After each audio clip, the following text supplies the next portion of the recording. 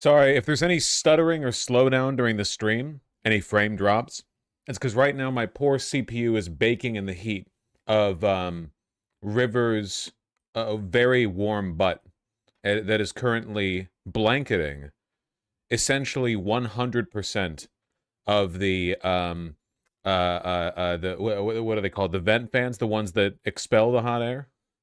Please clean your computer. I'll get to it. I'll get to it. Yo, damn, why is it so bright in here? What the hell? Bring it down a notch.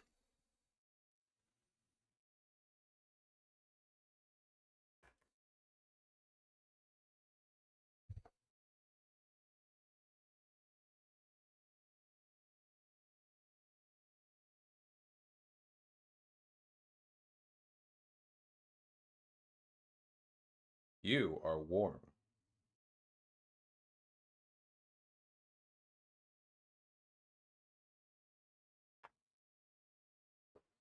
She wants to go back. She wants to go back.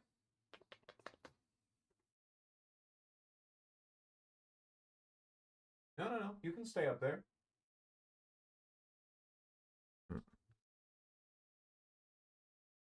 Oi. She's not staying up there. River.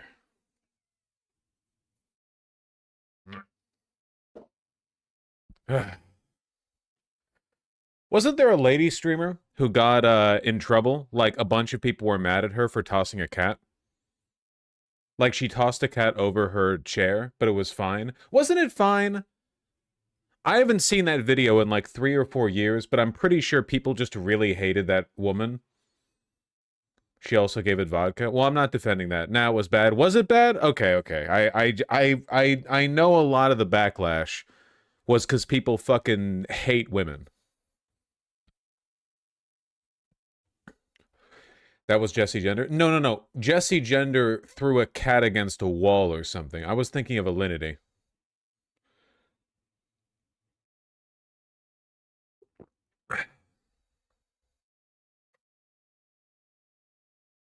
That was different.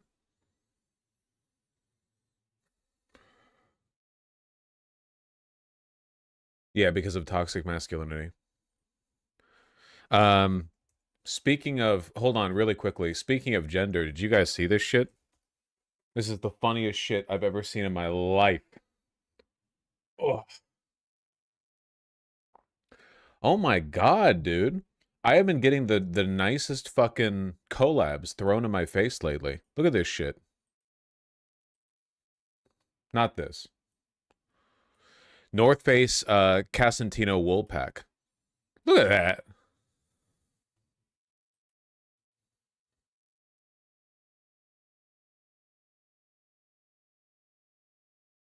Weird hat. I bet you it's warm as hell. Bet you it's warm ass hell. My feed's been pitching me a lot of cute shit lately. Doing up a tote bag. People spend too much on tote bags, you know? They all do the same damn thing. It's not like there's much of a difference, right?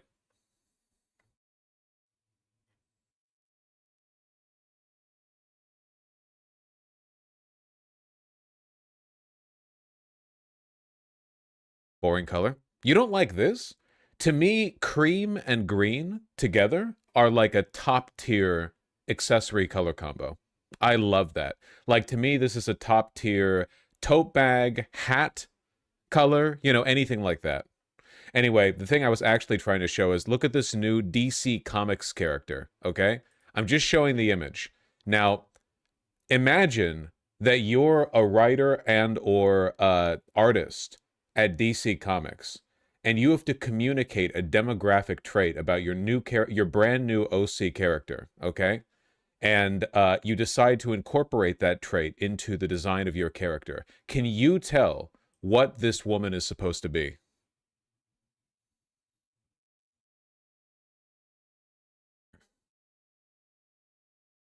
I know the Amazon storefront hates to see her ass coming. Fuck, that's awful. This is like a hate crime.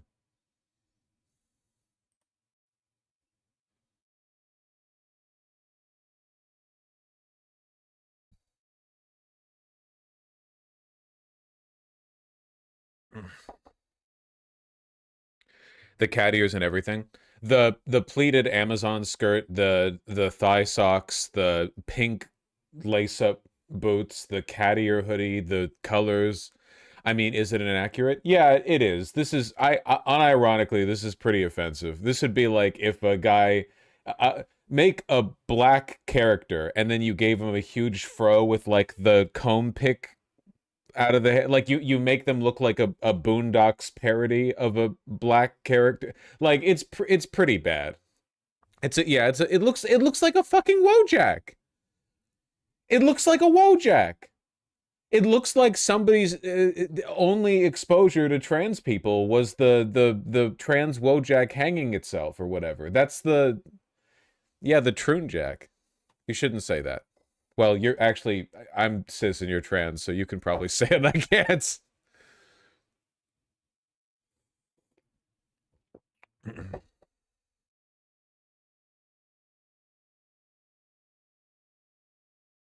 Stay in your lane, white boy. Sorry, sorry. It is a bit of a minstrel show. Yeah. Now this shit authentic other than the color scheme? It's really not. Also, what is with the fucking makeup, huh? What is with the blush? Deeply transphobic.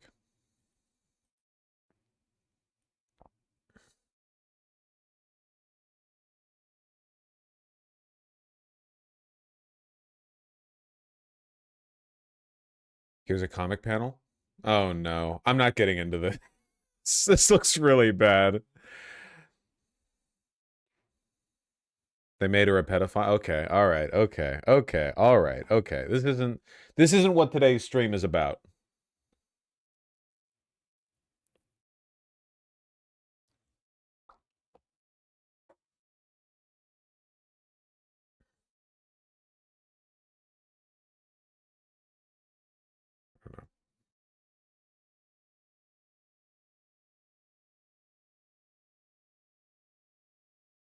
Cats are gonna spend all goddamn my beautiful partner's out. Cats are gonna spend all stream acting like I didn't just shovel a bunch of wet food and kibble into their bowl. Jesus. Last I looked right before stream started. They had kibble still in the bowl. They want attention. I wrestle them. I wrestle them every day. I wrestle them. Woo woo woo. I pick them up. Woo woo woo. I wrestle.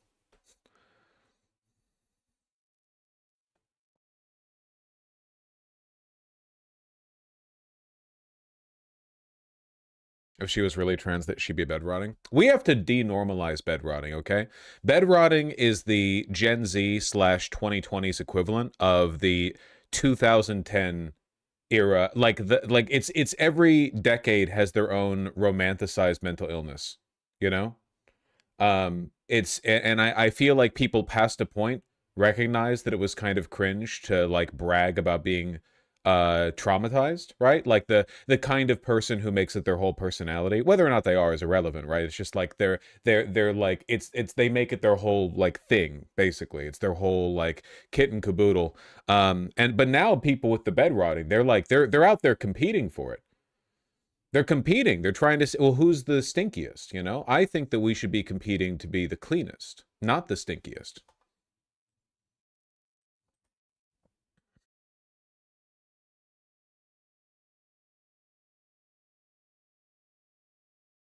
That's wild, Lane the Goose.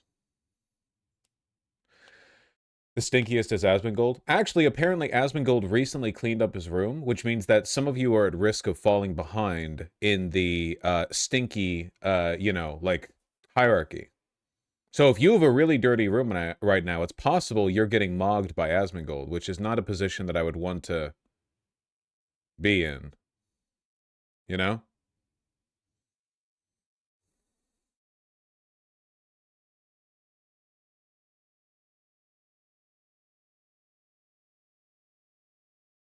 Did he clean between the walls, though?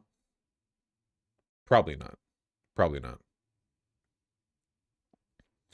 Did you see Asmund react to that ICE killing that woman? I don't think so, buddy. Well, what's the point of it's the same as every the administration does something objectively evil that Asmongold would have been against a couple of years ago.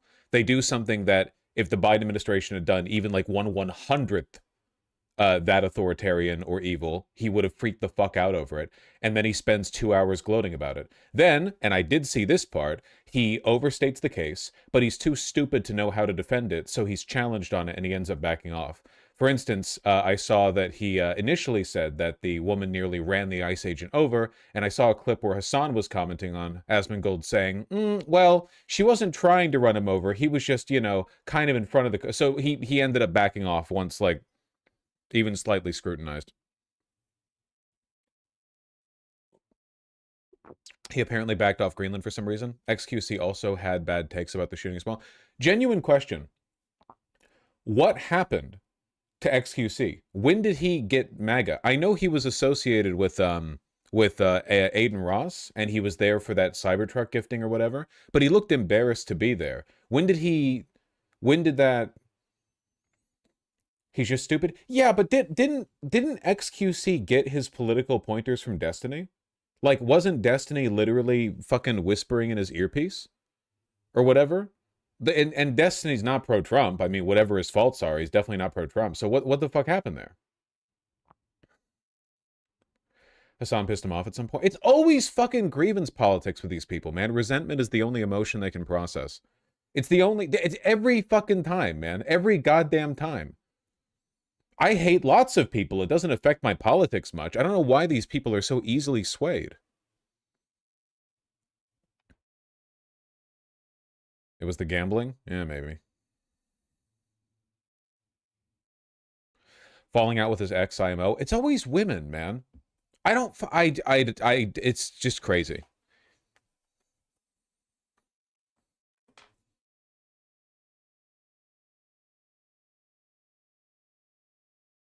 Don't blame women. I'm not blaming women. I'm saying it's always because of women. Like, these people are so... They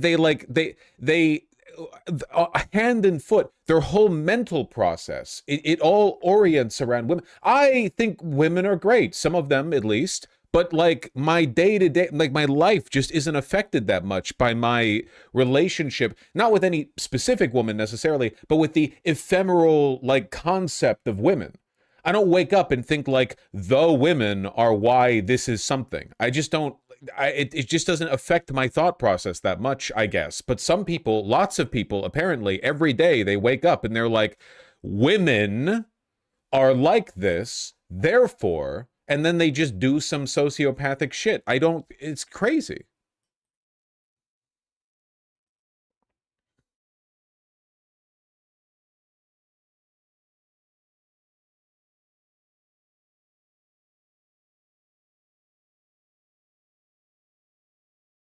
Have you seen the new video the right wing is spreading unironically? The shooter's recording ends with him. I don't know what you're talking about. Are you saying there's they've released like the 57th footage of the event that took place in Minneapolis, and this one apparently makes it look... We've seen the video footage from like every angle. I have no idea what more could be revealed here. POV of the pig? Okay. Well, let's see, I guess.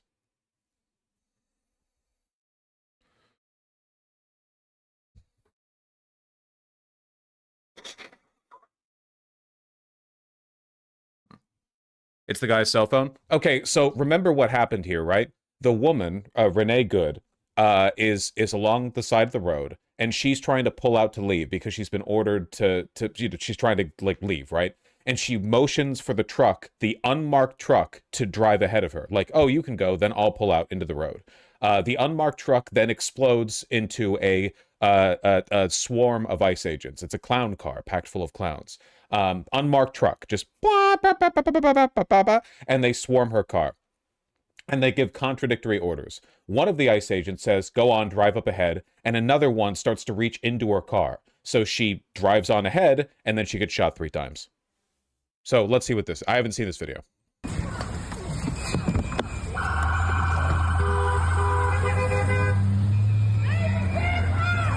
Is this not safe for work? I'm going to assume it probably. You know what? Here, hold on one second. Let me see the end. It's not? You're saying it's not? It's fine. Okay, okay. Okay. Okay.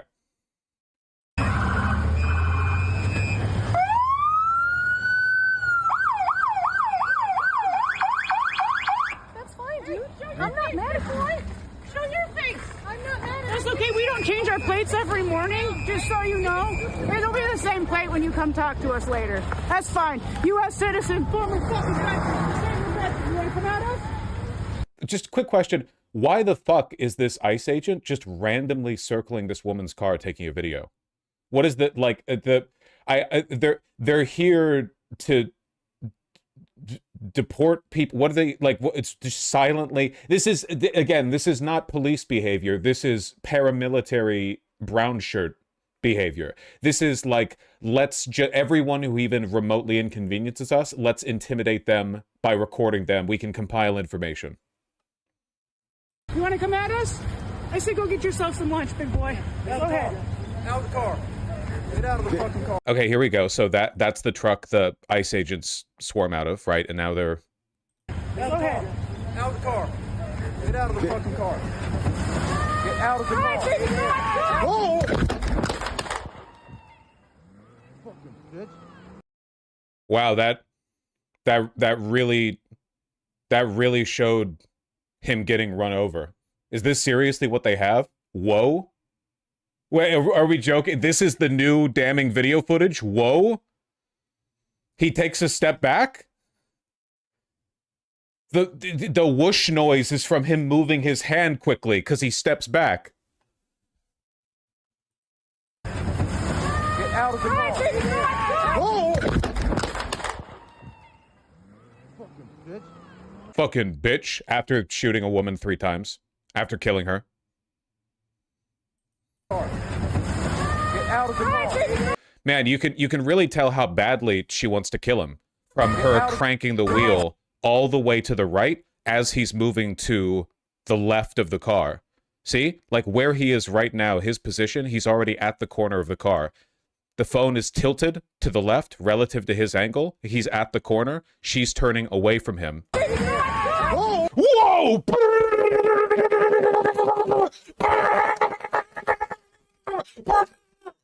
Man. I nearly died. Fucking bitch. Fucking bitch.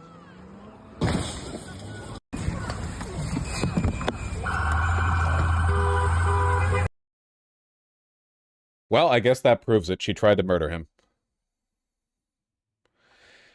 10-year veteran of ICE, by the way. Great, which means he was allowed to do this under Biden, too.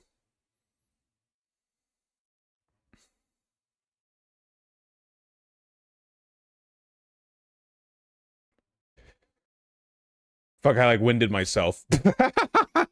I shouldn't do that. With my propensity for coughing.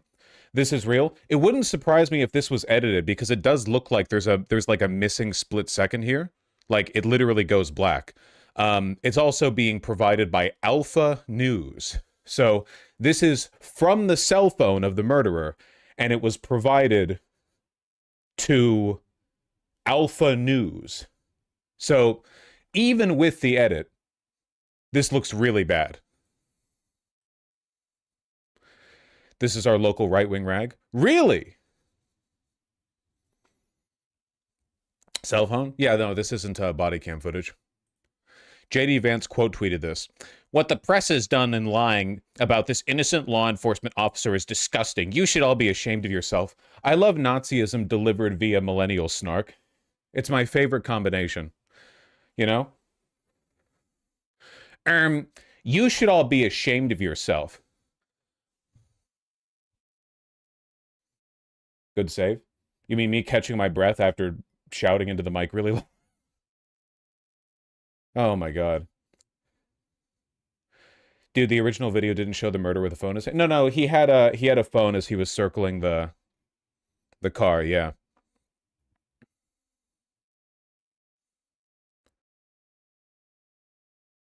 Why was he recording? My guess is that he was trying to intimidate her. Again, these are just like Nazi brown shirt. These are not law enforcement officers.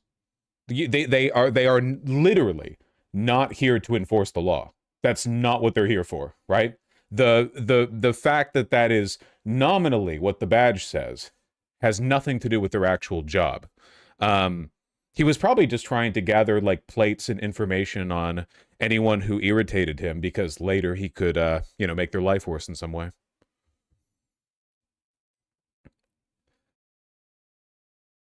LEOs have been taught since like the 80s to step out of the way of a moving car. Proper police procedure has nothing to do with this, okay? Also, for one, wow, I've also been taught not to get in front of a moving car. No, they're explicitly told to record so they can go viral. Nice. I love my content creator Nazi regime. It's true though, like they do try to turn every goddamn. Remember in Chicago where they brought a Black Hawk helicopter in for a apartment raid, and they arrested a bunch of people, dragged women and children out in the street, and then later not a single charge was pressed against any one of them? Dozens and dozens of people arrested, all of them just let go. It was just for the gram. Little Dark Age raid, yeah. Like they did with Sandwich Guy. Remember Sandwich Guy? Acquitted on all counts.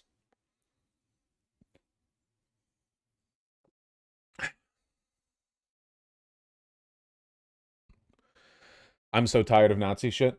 I really hope we have a reckoning after this, because right now the Democrat Party is being as weak and inept as ever, but it really does seem like the average liberal is starting to understand that there's no such thing as moderate fascism. All of these ICE agents will remain ICE agents if something isn't done at the end of this term. Like they will just wait. They will grumble the whole time about how they've been handcuffed. They did this under Biden. They grumbled the entire time. Biden's not letting us enforce the border. Biden's not letting us menace the brown people, so on. And you know what the Democrats did? Gave them more funding.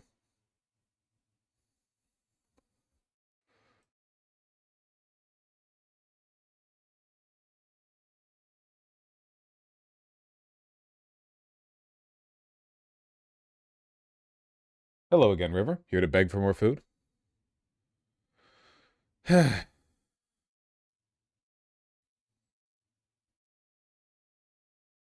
Oh, come on, come on. Don't get in the way of the monitor. Good Lord.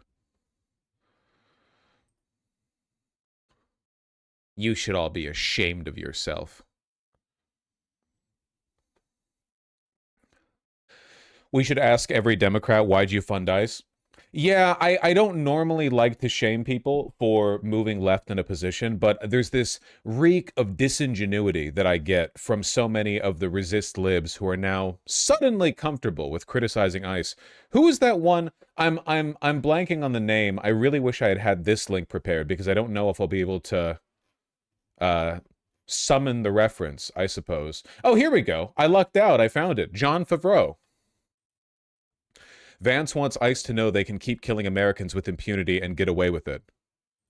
But here's Jon Favreau. Oh, wow. After Trump won in oh wait, sorry, this is 2024. I'm actually brain dead and blind.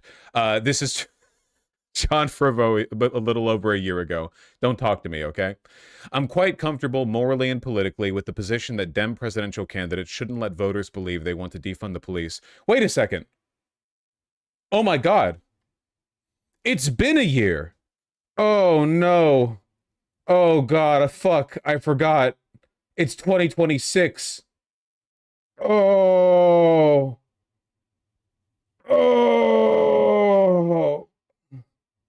Okay, sorry. All right, I'm back. That one hit me. Yeah, that was a rough one. That was a lot of psychic damage incurred very, very quickly. Okay.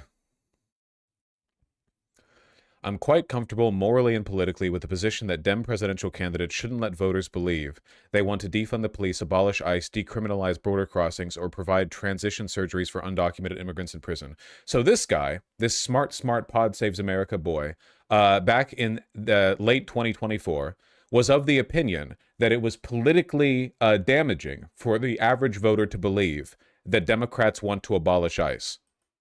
And yet here we are. And again, it really makes me wonder, man. Do these people think that if Biden wins and he's 1,000 years old in 2028, would they think that it would all be fine then? The problem isn't ICE. The problem is just how Trump administrates ICE. Pay no attention to what ICE did under Obama or Biden, or the fact that they've been occupied by brown shirts the entire time. And they're just now letting loose. Pod Johns are slowly catching up. This was before the interview. Yeah, but you can understand my suspicion, right? Keep in mind that right now, both Schumer and Hakeem Jeffries will not agree to abolishing ICE. Again, there is no excuse for this, all right? Can you imagine, man? Like a bunch of West German politicians saying they're willing to keep the Gestapo or the SS, not, mind you, keep specific people from those organizations on board for their next organization, but the organizations themselves. I have no doubt some of these ICE fucks will worm their way into local police departments. Unfortunately, it's probably inevitable. There's nothing we can really do about that outside of arresting every single one of them, which would be great. But I don't think it'll happen. But they won't even commit to abolishing ICE. There's literally no reason to keep it around. The country was fine before ICE. We had a country for like 200 years before ICE existed. It's one of the newest branches of the administration. It's literally like 20 years old. The DHS does not need to exist.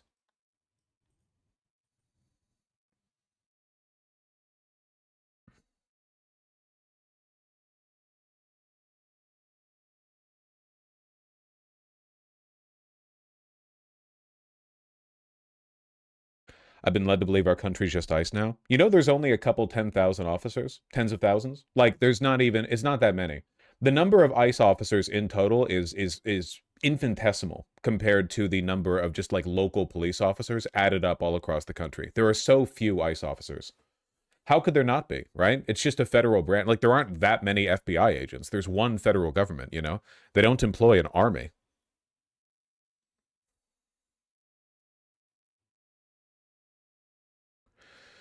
It's worse than just Schumer. Oh yeah, I saw this. 8 Senate Democrats voted today to confirm a Trump judge who could not say who won the 2020 presidential election. Yeah, I saw this. The judicial circuit is the one realm where Trump consistently loses, but he's doing everything he can to fix that. Thanks, Klobuchar. Thanks, King. Thanks, Durbin. Hassan Piker. Being condemned by Mamdani really did a number on him.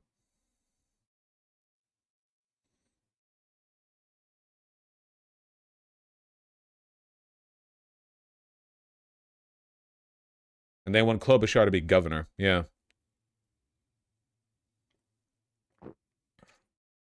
What about the SS back in Nazi Germany? Were there just a few of them compared to local police? Yes. There weren't that many SS, like, relatively. The problem is the local police agreed with them, right? That's the big line. The SS could not have gotten much done on their own if they did not have the cooperation of, like, every other agency, Secret police, or, like, the elite, usually need the cooperation of lower departments. Like, the FBI wouldn't be able to get much done if every local police department stonewalled them. If they had to conduct every investigation on their own and couldn't procure information from local departments, they'd be really, really, really, like, cut.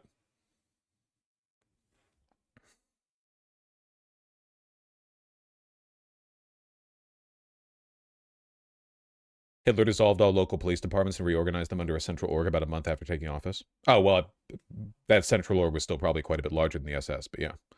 The SS were also actual military? Yeah, that too.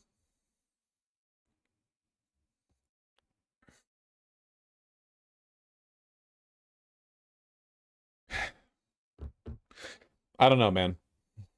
I don't know.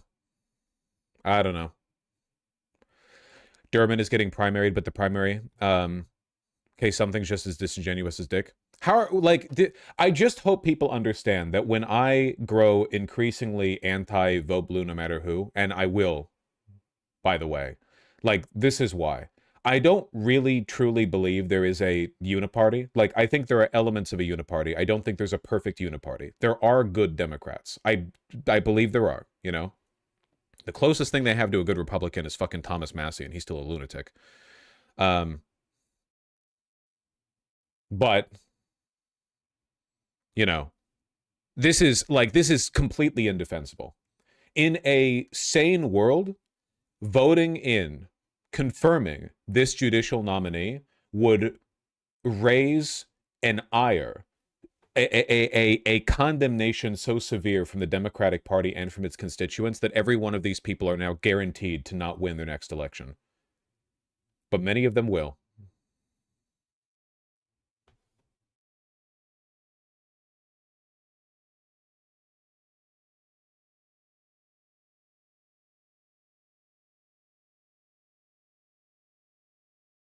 The guy's staring at me. I'm sorry. Yeah, this is pretty. I'm sorry. At the bot, I was looking at chat, so I didn't appreciate the death stare that you were all being subjected to. I apologize if your lifespan was shortened.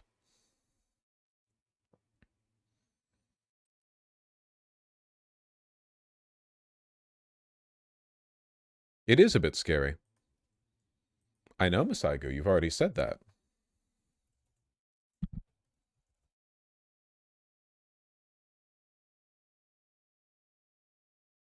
Either scroll down or scroll up. Yeah. Or I could change the camera view. Here, hold on just one moment. Let me close a window. It's cold in here.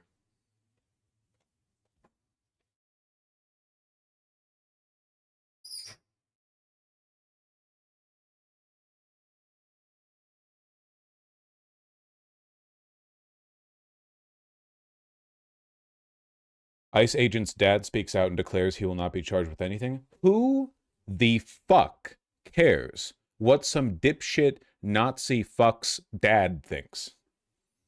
Some 70 IQ incest-bred retard. Who the fuck cares? His dad? Yeah, charge him too. I don't give a fuck.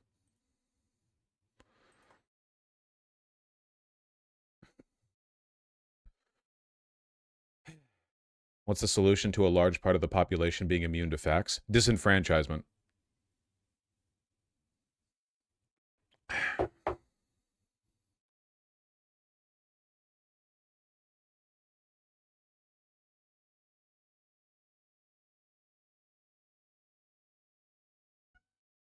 River, you gotta be fucking kidding me. Can you guys hear that?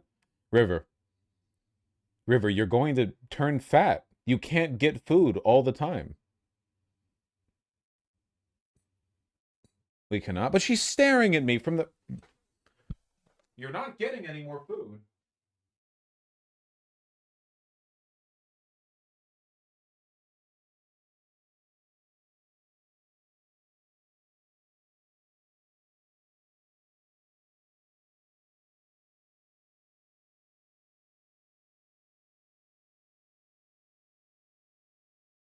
She doesn't want food. She wants to play. I got this one, though.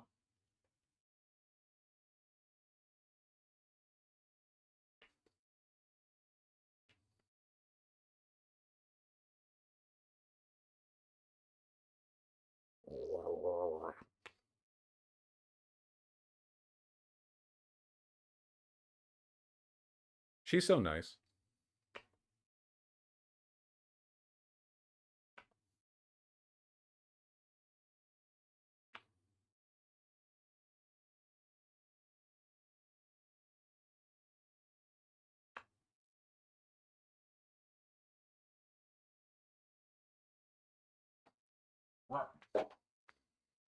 Be free.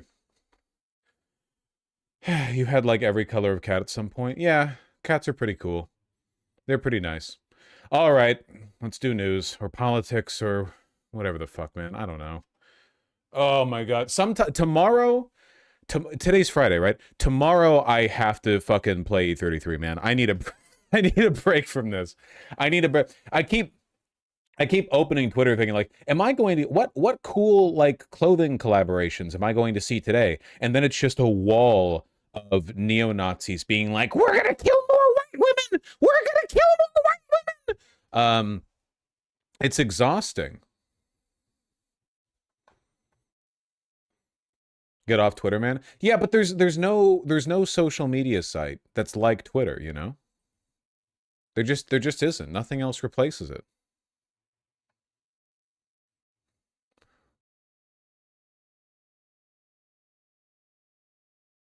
Jesus, speaking of threatening to kill more white women. Blue Sky fucking sucks, okay? We see you following us, interfering with us, honking your horn, blocking our cars. You have a very high probability of making a really bad decision and being arrested today, okay? I think I'm making exactly I'm not. the right decision. Oh, then why are you giving her a warning? I'm giving her a warning to not interfere with what we're doing, to not make a bad decision today and ruin your life. Whoa, bad decisions. Thank you. That's funny coming from you. Okay, alrighty. Thank you. Have a good day. I hope you have a terrible day. Okay, thank you. Queen. Fucking Bortak, dude. Jesus Christ. They're really sending everyone here, aren't they? Hold on. Watch out, it's slippery. Yeah, there's a lot of ice around here. What's Bortak? Bortak is border security's tactical special forces. They're the special forces unit for the DHS basically. Yeah, Border Patrol Tactical. It's the Pedophile Plus division, exactly. Elite pedophiles. Just so you know, if we continue to have you follow us, okay, have fun. Don't make a bad decision today. The funny thing is that as undoubtedly evil as these guys are, I actually have a feeling they might be a little bit better than the average ICE agent, because the average ICE agent was recruited 42 days ago, did it for the sign-up bonus, and was a member of the 3%ers beforehand. A lot of the guys in Bortak have probably been around for a little bit longer. I'm not saying they're good. I'm saying they might be 2% better. They might have slightly more training, at least. It's insane how far we've fallen, man. It's not illegal to follow you.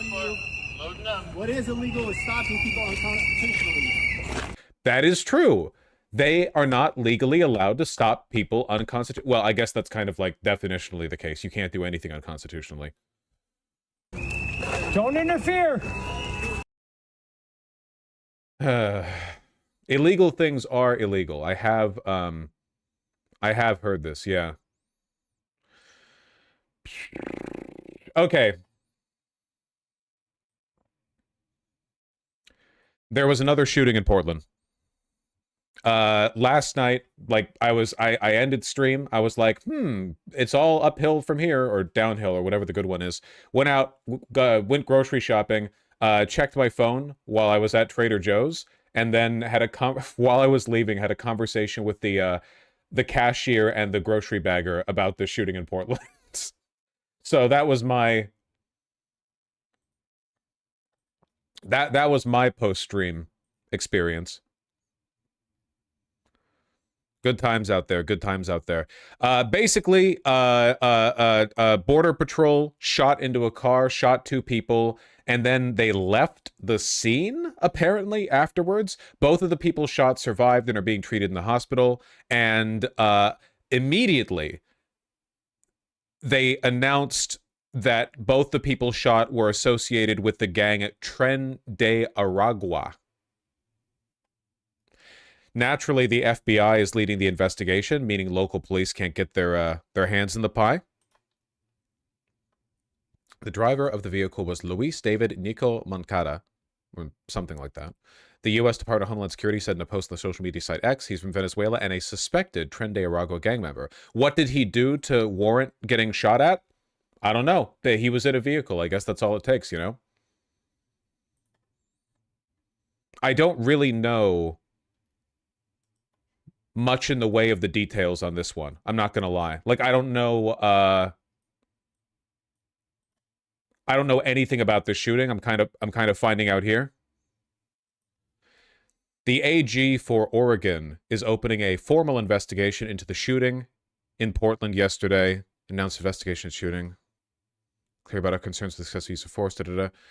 Well, I'm glad they're opening investigation, though nothing really matters until charges are filed. Is there like a press conference on this one? Is there any like any information I can pull from? Yeah, there's no footage of this one, so I don't think we have an easy read on what happened.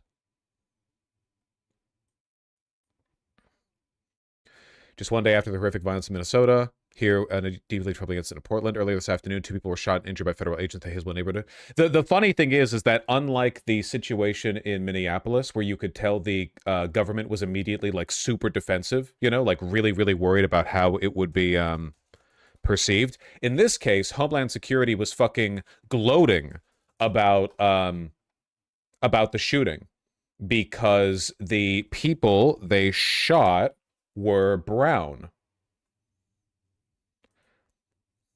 Let me see if I can find their post where they throw up the face cards immediately. Oh my god, dude. Look at how proud Homeland Security is of this new camera footage. The camera footage that clearly shows that nothing happened. They're retweeting every fucking right-winger, quote tweeting it. But we're not talking about that right now. Where's the where are the photos they threw up? It was them side by side.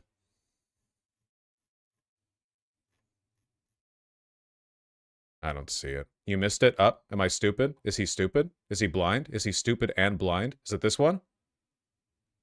Nah, it's not that one. This is from 2025. Is it these two? Ah, here we go.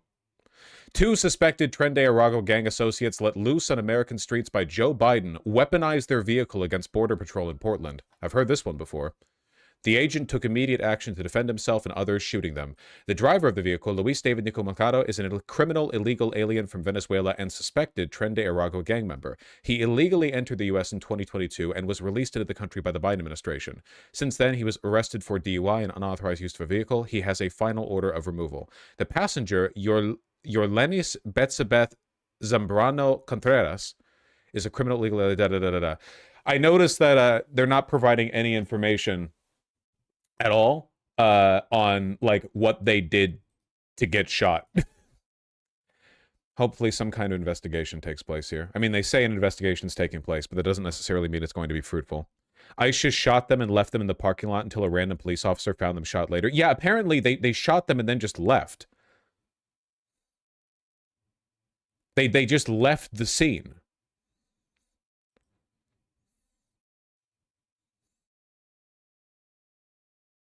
Here we go, press conference.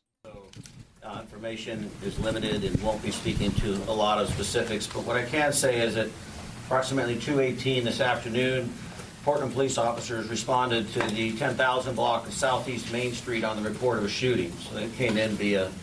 Is it agitating on purpose? I'm going to take a guess, like 99% chance this is what happened. The ICE or the border security officer shot them for no reason, and then he was like, wait, didn't this literally just fucking happen in Minneapolis? I'm checking my phone right now and people are really mad online. I don't want to be involved in this. Good night, y'all. Guarantee you. Seriously, I really think that's it. 911 call. Officers confirmed that federal agents had been involved in a shooting. Portland police were not involved. How do we know ICE shot them if local police found them? Because the Portland FBI office initially tweeted out that the shooting was conducted by Border Patrol agents and then deleted the tweet, presumably when it got the expected response. That incident. About 6 minutes later, at 2:24 p.m., officers received information once again through dispatch that a man who had been shot was calling and requesting help in the area of Northeast 146. Yeah, he called the cops, the guy who had been shot. Like, border security shot him, left, and he called the cops on himself because he had been shot. 6th and East Burnside. Our officers responded. We found... Oh, here's the dispatch audio? Please. Ward, take it away. Yeah. This is the first real dispatch audio we've gotten from this shooting earlier today, kind of giving you an idea of what the initial response looked like to this shooting by federal agents today. I'm not going to dwell too much on this. I'm just going to let you listen because it's pretty telling of what exactly happened. Just take a listen. Stage at your discretion, police are en route. It looks like caller saying that he was shot twice by ICE and his wife was shot as well. Your top group is going to be Ops 1, Engine 7 with Medic 314 and Medic 321 with police en route. This will be a shooting at the Bria Apartments, 10 Northeast 146 Avenue. They have a male. So I understand that we know that the federal government lies as easily as they breathe. Everything they say is a lie. You should never, ever assume they say anything truthful. If they told you the sky was blue, you should double check. But if these guys were super dangerous Tren de Aragua members who tried to ram an ICE officer with their vehicle, why didn't they get, you know, arrested? Like the federal agent shot into the car and then just, good night, y'all, just left them there. Like, if they had a gun, if they had a gun in the car, they could have procured it and shot back. Didn't. Just shot him and left. No arrest. Didn't call anyone. Just left. Is that something you typically do with, like, criminals? Who was shot twice in the arm, and his wife who was shot in the chest. All right, and that is that audio that we were just speaking about coming from dispatch today. A couple things you probably noted that you're hearing in that dispatch audio. We have not been able to confirm yet because, again, this is coming from dispatch. These are the initial reports, but things that we had not heard before or been able to confirm. You heard the dispatcher there referencing a man and his wife. That is the first time we have heard that the two had some sort of marital relationship. We have not been able to confirm that information yet, but interesting you heard that in the dispatch audio. Another thing that you may have heard reference to being shot twice in the... Like, we are now at the point where they're just killing people randomly. I said this was going to happen. There's always been an element of this in American policing, but there are always degrees of severity. We are at this point now, freely. Like, they literally just random assassination, walk off. Like, there's not even a pretense of legitimacy here. The only reason that the Homeland Security account feels comfortable talking about this, the only reason they feel more at home defending this is because the people who are shot are brown. If you are black or brown, you can be killed at any time for any reason, okay? There is no, like, if you're white, at the very least, there is the slightest, like, the most minute barrier, the knowledge that it's going to be taken a little bit more seriously. But if you are black or brown, it's just the easiest for them. It's just no effort, no thought. This doesn't apply to Slavic people, by the way. Well, of course, they're not white. Arm the man involved in this, and why shouldn't protesters be open carrying at this point? Which is their legal right, their constitutional right, I might add, by the way. Look, open carrying at protests is extremely dangerous, and things can get out of hand very, very quickly. But what I'm saying right now is not a normative statement, it is a descriptive statement. I am telling you what the world we exist in is like and what it is going to be like, okay? If nothing is done, that will be the only recourse. If the widespread position from local police, local attorney generals, whatever else, in Minneapolis, in Portland, in Seattle, Los Angeles, New York, Chicago, whatever, if their position is, well, these federal agents are federal, they can just do whatever they want, we can't really stop them, the most we can do is meekly open an investigation and maybe arrest somebody 6 months later, then yes, people are going to start wandering the street with guns, which is their legal right, by the way. The right was all in favor of it when Kyle Rittenhouse did it, but it will not just be one guy. It'll be lots of them. And then it'll really get started. That is not an endorsement. I genuinely don't think that armed protests, for the most part, are a good thing. They are overwhelmingly more dangerous and tend to be less effective. They also tend to be smaller because nobody wants to join up with an armed protest because they know what that implies. But this will happen. All of this will happen. The only way to prevent violence, the only way to stop the blood flow is for, in these cities, local police departments to start tailing ICE, which they are legally allowed to do. These federal agents are not acting lawfully. They are murdering with impunity. Local police need to send dispatches to stalk them.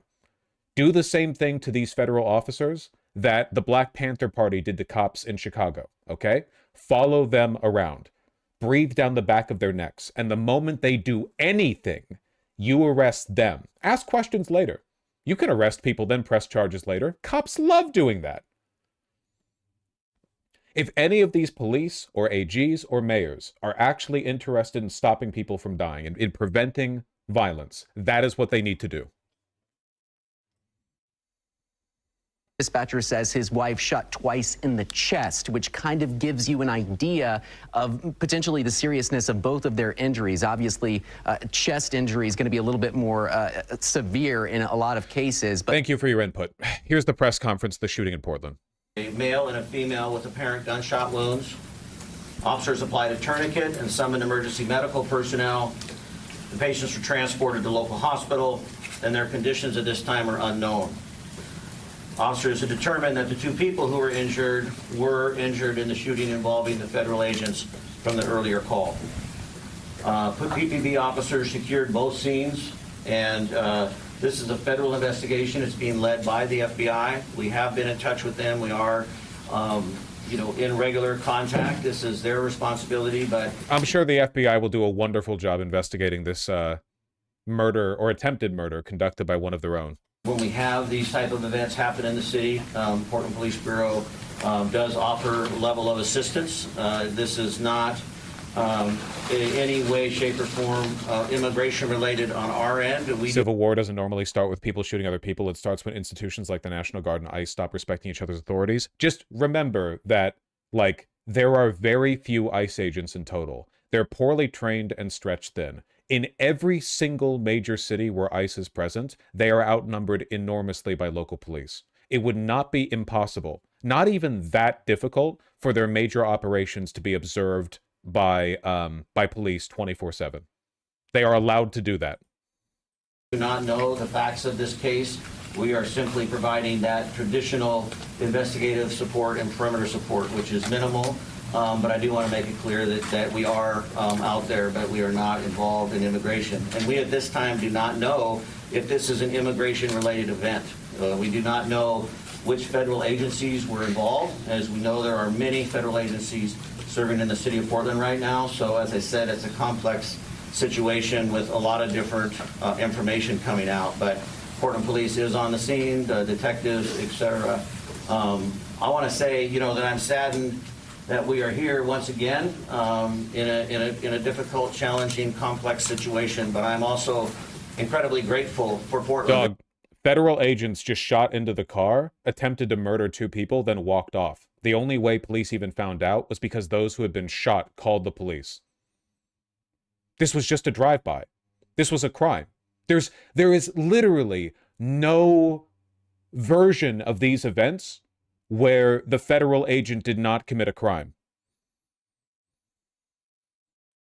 I'm grateful for the way that we have continued to show up over the past year, and we have certainly been tested, and this is no small circumstance. The uncertainty and the fear and the sadness within our community is real, and as the Chief Law Enforcement of the City of Portland, I recognize that, our members recognize that, and we are doing everything in our power to maintain that level of peace and calm and safety. And I want to thank Portlanders who have continued to show up in this space as well, and hopeful that they will do so over the next couple of days, as I'm expecting many to want to express their frustration and disappointment with events today. As I said, this is early. Frustration and disappointment. I'm so disappointed.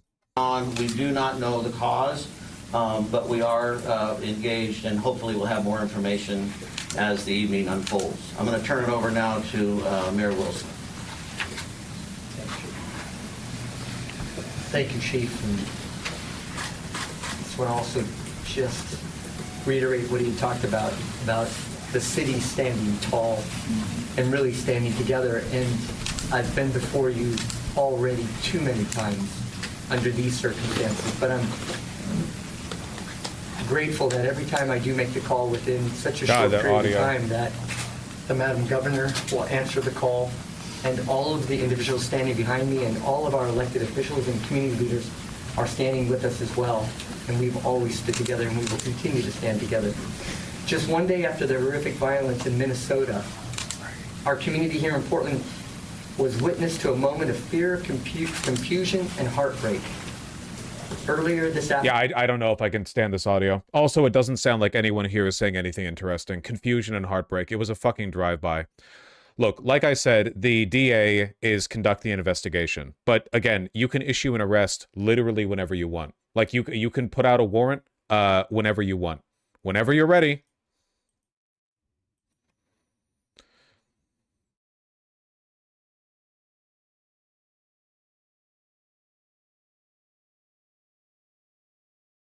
Who would they arrest? They got the fuck away. Somehow this has not stopped police officers from issuing arrest warrants for people in the past when the suspect is unknown. You know, somehow the police seem to have a wide range of power and discretion when dealing with regular people, but all that evaporates when dealing with federal officers, in spite of the fact that they're subject to the exact same laws as everyone else. This is what happens when you get them really, really used to the idea that cops are completely unaccountable to the law. Decades and decades and decades of officer-involved shooting, qualified immunity. Oh, you know, wow, he's getting off with, you know, with fucking unpaid leave for murdering a guy. Now fascism's here in a very overt sense. And, wow, all of a sudden we're all really uncomfortable prosecuting cops.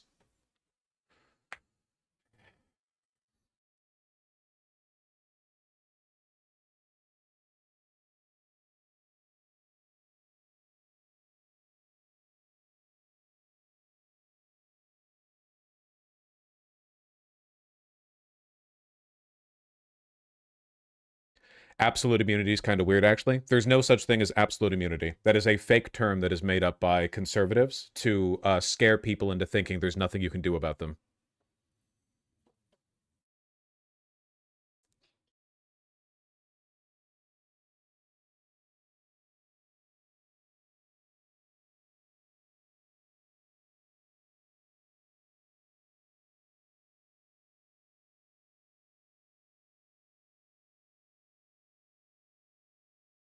The agents didn't just leave them, the couple fled. The wounded people drove the truck more than 2.5 miles from where they were shot and they were taken to a hospital. Then why didn't ICE call that in?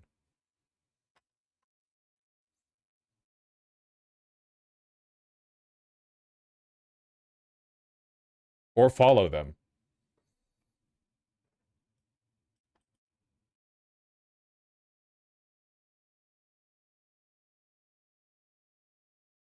I mean, what can the average person do legally against ICE offenses? They functionally have absolute immunity if no recourse to be given. I mean, you have to exercise, you have to be very intelligent, you have to film them, you have to, you know, try to keep yourself safe. I don't know, like, there's no, like, secret sauce here, you know? There's no, like, this mom discovered a trick, 9 out of 10 doctors hate you, etc.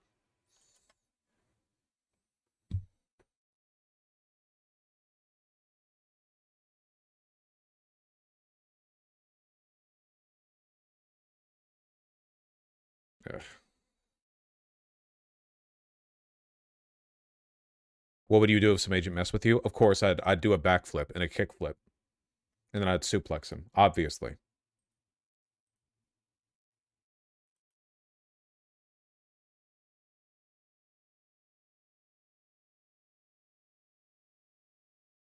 Trump just announced land strikes in Mexico against cartels. Man, he's definitely on his way out. They're trying to rush everything in at the last minute. 1 second. Editors.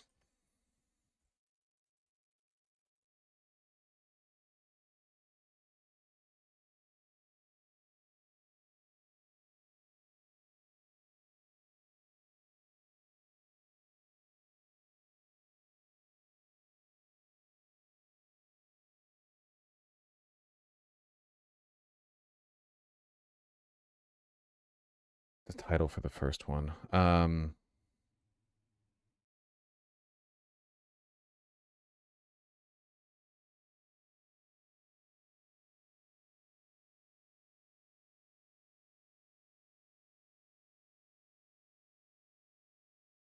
GOP releases new angle of Minneapolis shooting makes ICE look worse.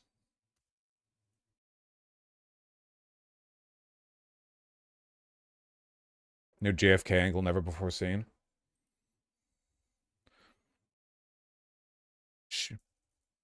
Shooters. Cell footage finally released makes him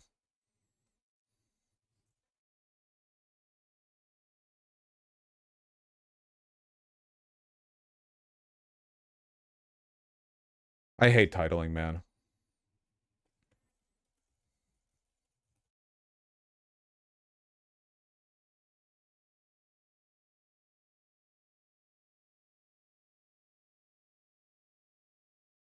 The only real trick in defeating qualified immunity is media attention. Unfortunately, our media is completely complicit with the establishment. Look, all it would take is one good prosecutor. That's it. It would just take one good prosecutor. You just have to break the illusion of invulnerability. So far, that illusion has persisted.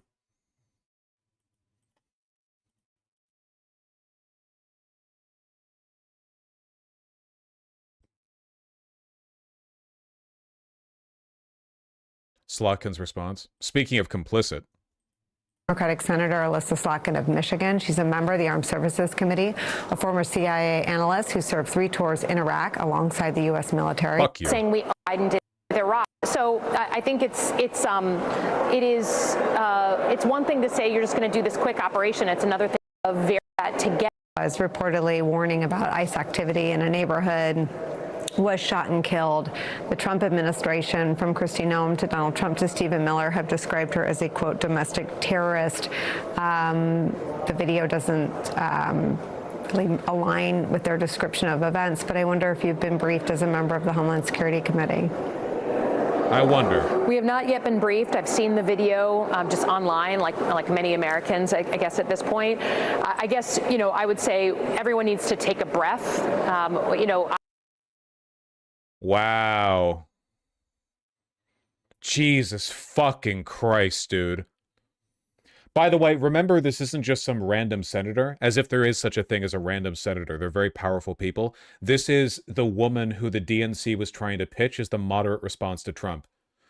They put her forward as the senator responding to Trump's State of the Union. No. It wasn't the State of the Union. It was she was giving the response to the Republican response to the State of the Union, correct? Under Biden? Do I have that right? She's the chosen successor to Chuck Schumer. Yeah, and she'll live 50 more years.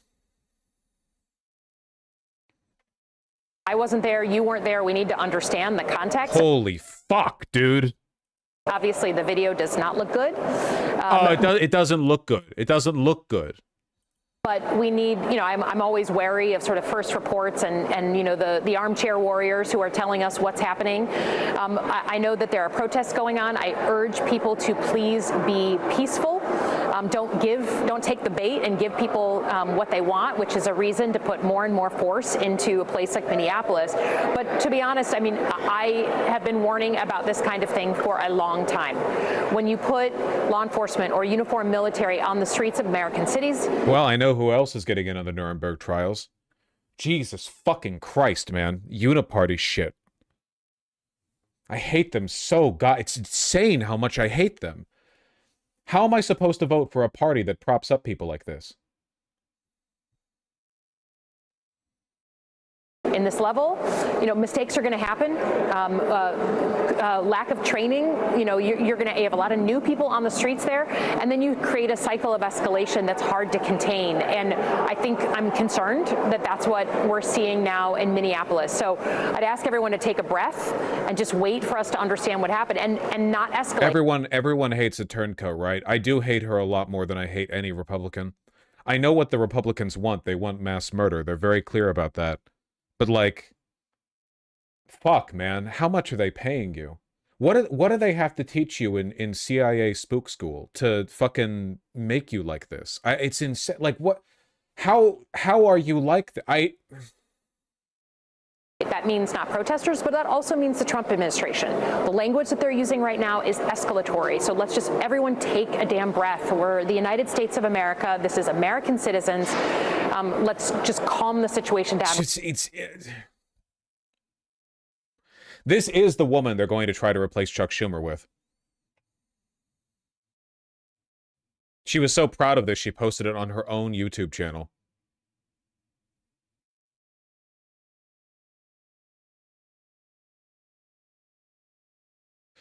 This is just an AIPAC brief response. Yeah, pretty much. Anyone who believes that we should be subservient to Israeli interests will also believe that we should be subservient to the interests of the federal police. You know, the authoritarian impulse is aligned in both cases. There's pretty much a direct one-to-one overlap. These people want every American to live under the same panoptical oppression that Palestinians do. They want every American to live like a West Banker does. It sounds like an exaggeration. It's really fucking not. Like, that is the end goal. That's why they test their police tactics and their surveillance technology over there in Israel. They isolated, contained, and tested a select population of people to maximize the cruelty and the surveilling that you could subject them to. And they have relentlessly exported those tactics to our streets. Our police, they get trained over there. Our politicians, they're all deeply in bed with Israel. Our military-industrial complex, best buddies, all of them. Every source of power that we are subjected to in the United States, all of it is tainted. And that's not because Israel is some separate entity. It's the same fucking guys, okay? It's just a satellite state. No different than the British Raj or whatever, you know? Like, you test tactics elsewhere, and then the imperial boomerang comes back around. Israel is just a testing ground for the Western world to abandon the democratic project.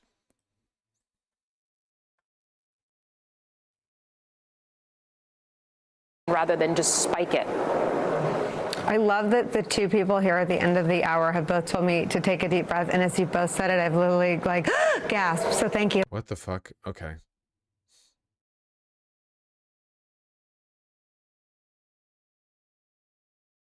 Thank you.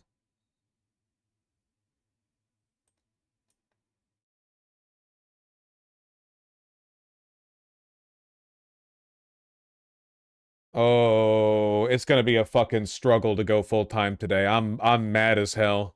We've barely started and I'm mad as hell. Good afternoon. I'm Rochelle Bilal, the sheriff for the city and county of Philadelphia. And I say her name, Renee Good. Renee Good.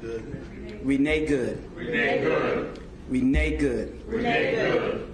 This should not have happened, but we're here today. Let know that law enforcement professionals, real ones, not the fake made up ICE, probably Trump's new army to attack citizens of the United States. Did you hear what I said? No law enforcement professional wears a mask. None. None. Those that come into our communities wearing a mask to commit crime, thank God for our district attorney, Larry Krasner, who said he's going to lock them up. And I'm saying now, we are not going to whisk you away for them to hide your identity, because when you do it there, you're getting arrested there. No whisk away for them to hide you. None of that here. None of that here. Law enforcement professionals... Chad, who is this? Did you not hear her announce who she is? Philadelphia Sheriff Rochelle Bilal. Bilal? Here's the Philly DA. If any law enforcement agent, any ICE agent, is going to come to Philly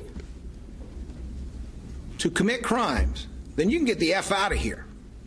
Don't say swears. Because if you do that here, I will charge you with those crimes. You will be arrested. You will stand trial. You will be convicted, whether it's in state or federal court. It's my office prosecuting it. That's how the law works. And you will do your time, because Donald Trump cannot pardon you for a state court conviction. Do you hear me? The fucking retards who sign up for ICE probably genuinely don't think this. Did you guys see that fat dipshit MAGA chud who recently said at court, like, it doesn't matter if you convict me, Trump will pardon me? And it was for state charges, wasn't it? ICE agents? Do you hear me, National Guard? Do you hear me, military? DUI, yeah. You're going to jail if you commit crimes in the city of Philadelphia. You will be accountable. The law applies to all of you. And I know that there are honest, decent, moral law enforcement officers out there by the bushel, including in ICE. This is not for you. This is for any one of your colleagues who thinks they are above the law. Gotta throw the branch, I suppose. I think the play here is the idea that there's no way they would be able to get to deal with all of ICE. They need to develop some kind of internal resistance, but I do think there are good cops. There obviously are. You know, you're kind of brain poisoned if you think literally every police officer is some kind of white supremacist thug, like corrupt, you know, serves the interests of that kind of thing. There are good cops. I don't know if there are good ICE agents. I really don't. I genuinely do not. Do not shoot at moving vehicles. I'm not saying fleeing, because she wasn't fleeing. She was getting out of the way. Law enforcement professionals do not stand in front of moving vehicles invoking an action that is illegal. No, we don't.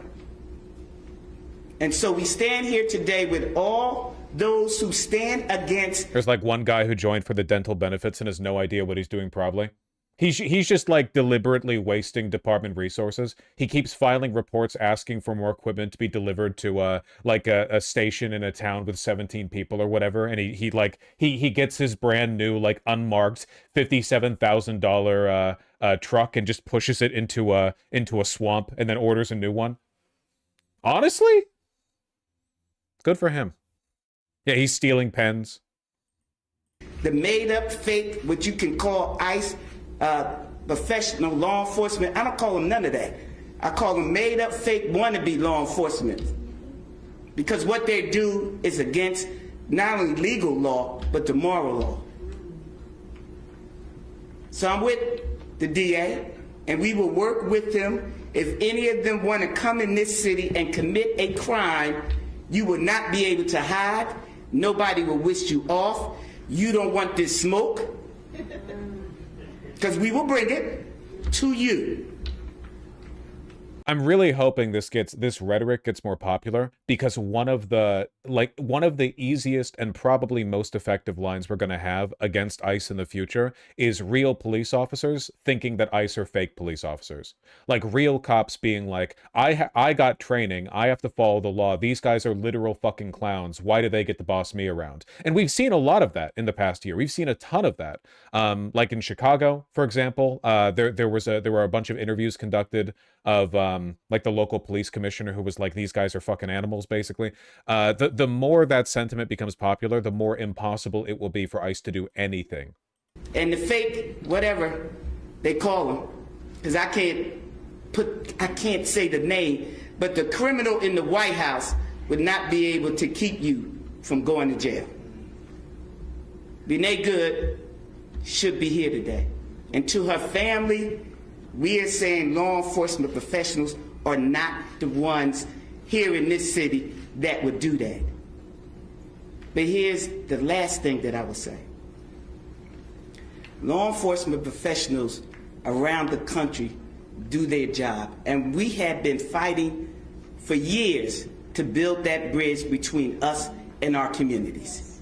You have one negative nutcase that causes this problem, and now we all have to fight again to let people know law enforcement works with communities. These crimes would not be down if we didn't have communities work with us. That's true. That's fair. Like, even from a lefty perspective, I think you can fairly say that, yeah. Like, cops, even the good version of cops, right? Like, you can imagine within the spectrum of a bourgeois democracy and cops serve the interests of capital, whatever, you still need cops to be able to engage in community relations, because if they can't, they're just a occupying military force, basically. Like, there does need to be that, you know, you do want the less bad version of the system, and it's pretty tough to do that if everyone's incredibly jumpy around cops. That is true. The community outreach element. Molly Ploufkins? Lessons from Cats for Surviving Fascism? Oh, God. The millennialism. I don't know. It could be a good book.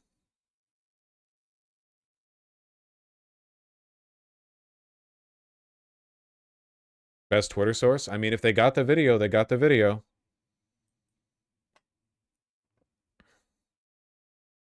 Would cats lie? I think that's like the main thing they would do, basically. For the most part.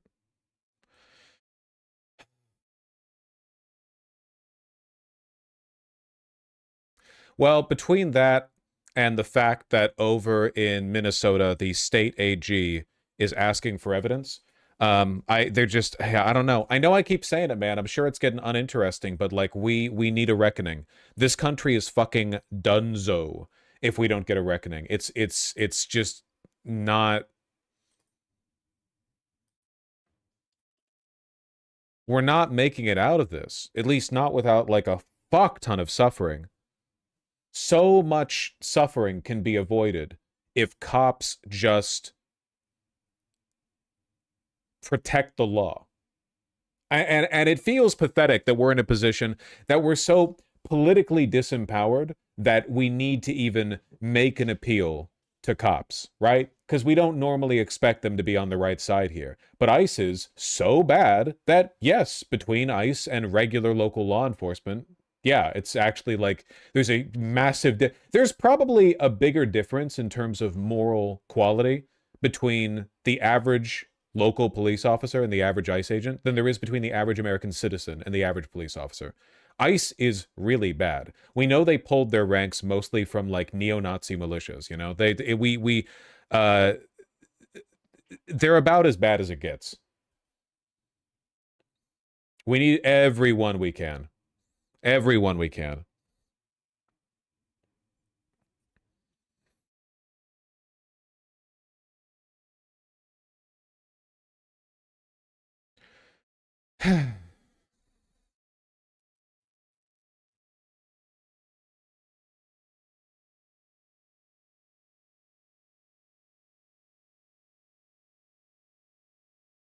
This is gonna suck so much. Oh, yeah.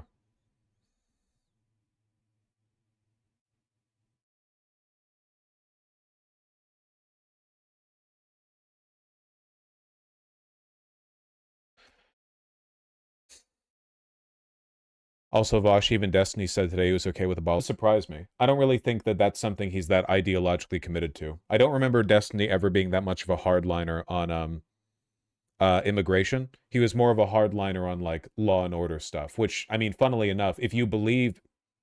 F? No, that hasn't happened in a while.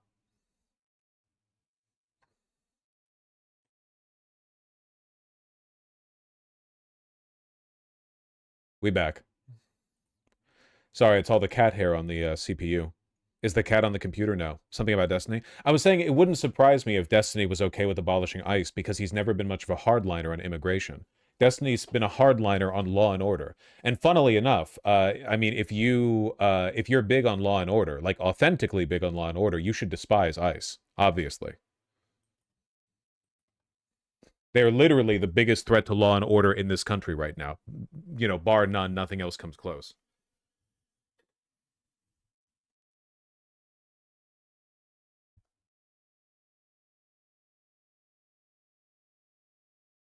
When do you think the USA will invade Mexico? Let's get to that in a sec, okay? Let's get to that in a sec.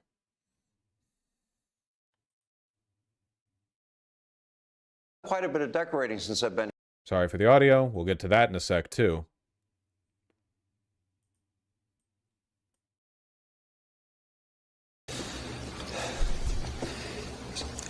In Minneapolis, when a tragedy strikes, there's one word that summarizes what is most important, and that word is integrity. This is not the time to bend the rules. This is a time to follow the law. This is not a time to hide from the facts. This is a time to embrace them, making sure that we're pushing for transparency every step of the way. The fact that Pam Bondi's Department of Justice and this presidential administration has already come to a conclusion about... Damn, is he hot? Yeah, Jacob Frey? Yeah, of course he is. Have you ever seen a picture or video of him? Those facts is deeply concerning. The facts that from the very beginning they're calling the victim a domestic terrorist. Every one of the people that you see standing here behind me, they have more than 1,000 people behind them. We're here to demand justice for Renee Good. Let me see if the DA speaks at any point.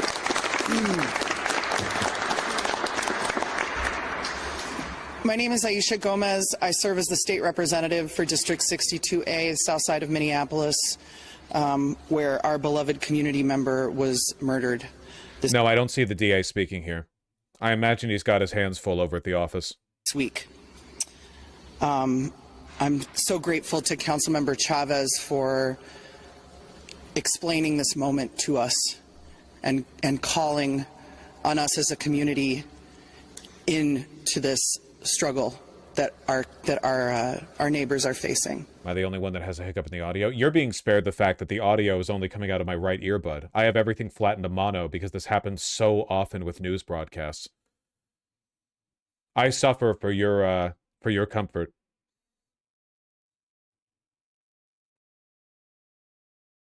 Could the U.S. end up balkanizing? I can't see the future, but probably not. Probably not. No, I don't expect that. I don't really know. It's kind of difficult to predict how things are going to go down. Practice has continued following. We had federal law enforcement agent. To be sure, there are complex legal issues involved. Wait, her name is Moriarty? Hennepin County Attorney Mary Moriarty? That's crazy. When a federal, this is an both are in Here's fairness, Ellison.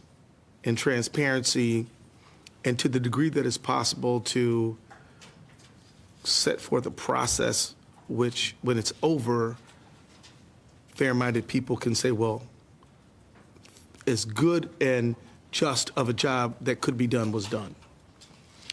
I think I agree with County Attorney Moriarty. There is no conclusion that anyone can reach in good faith at this time. Because there's too much. I guess he has to say that because he's the DA. If he brings a case, any overtly partisan statements he makes beforehand could be potentially difficult. It could make the case more difficult. Much evidence still to be evaluated. Now, what we're doing here is asking the public who may have video. We know what his opinion is, though, because even though the federal government has taken over the investigation and explicitly said they don't think he has the authority to look into it, he is calling on the public to provide as much evidence as possible. Basically, by taking over the case, the FBI now holds sole control over the evidence that was gathered during the initial stage of the investigative process. Like, they take it, it's theirs now, that's their jurisdiction, but they can still work off of evidence supplied by the public. There may be people who were on the scene, who saw what happened, who have some type of evidence that they feel bears. The fact on that he's seeking this what evidence the out means truth we is know in this that he case. thinks there's a murder. And they can use that QR code as this evidence submission portal. The evidence will go to the Minnesota BCA, who will gather it. And we wanted to make sure that as the moments go by, every moment in these cases is precious, and it is important that people know where they can go to share the evidence that they have in their possession. And so that's the idea here. So I know if you are someone who has direct information and you have information that you feel should be shared, please. It doesn't sound very promising if it's up to the public to solve this case. It's not up to the public to solve this case. He just needs to get all this information. Like, my understanding of this is that normally he could send a cop over, and the cop could go, look at that. Then the cop could go on social media and find the videos that have been posted and accumulate all of it, and that is now evidence that he can use when filing charges against that guy. He can no longer do that. Now, all of the investigation has to be conducted by non-department officials because the FBI has officially taken it over. So all of the evidence that regular people bring to the DA's office is just incidental evidence being brought outside of the investigation. Like, he has been legally handcuffed from pursuing the case, but he can still act off of independently acquired investigation resources. Does that make sense? That's my understanding. The fact that he's willing to do this means we know what he thinks. Use this portal and share that information. Like, no DA would do this. Don't if they judge didn't for think there was yourself a case whether here. it's very important or not very important. Let the people who are evaluating and gathering the evidence make that decision. But if you have information bearing on the outcome of this matter in any way, please share it. And I will say many of you in the press may ask the question, is this a state investigation? Well, gathering evidence is certainly a component of an investigation. We are going to do the best that we can do for the public, knowing that the current posture of the federal, and this is not a critique of them, it's just a statement of fact, the current posture is that the investigation is one that the feds want to do without state involvement.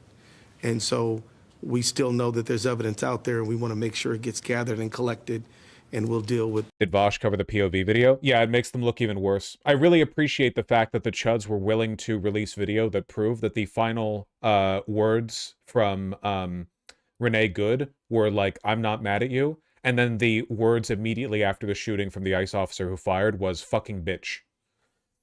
The clear video footage of her turning the wheel away from the guy, like, just really good, really cool stuff, you know? Right now on social media, all the Chud accounts are quote tweeting the video, pretending it makes them look really good, hoping, praying to God that you don't actually watch it. Because that's always how it works with them, you know?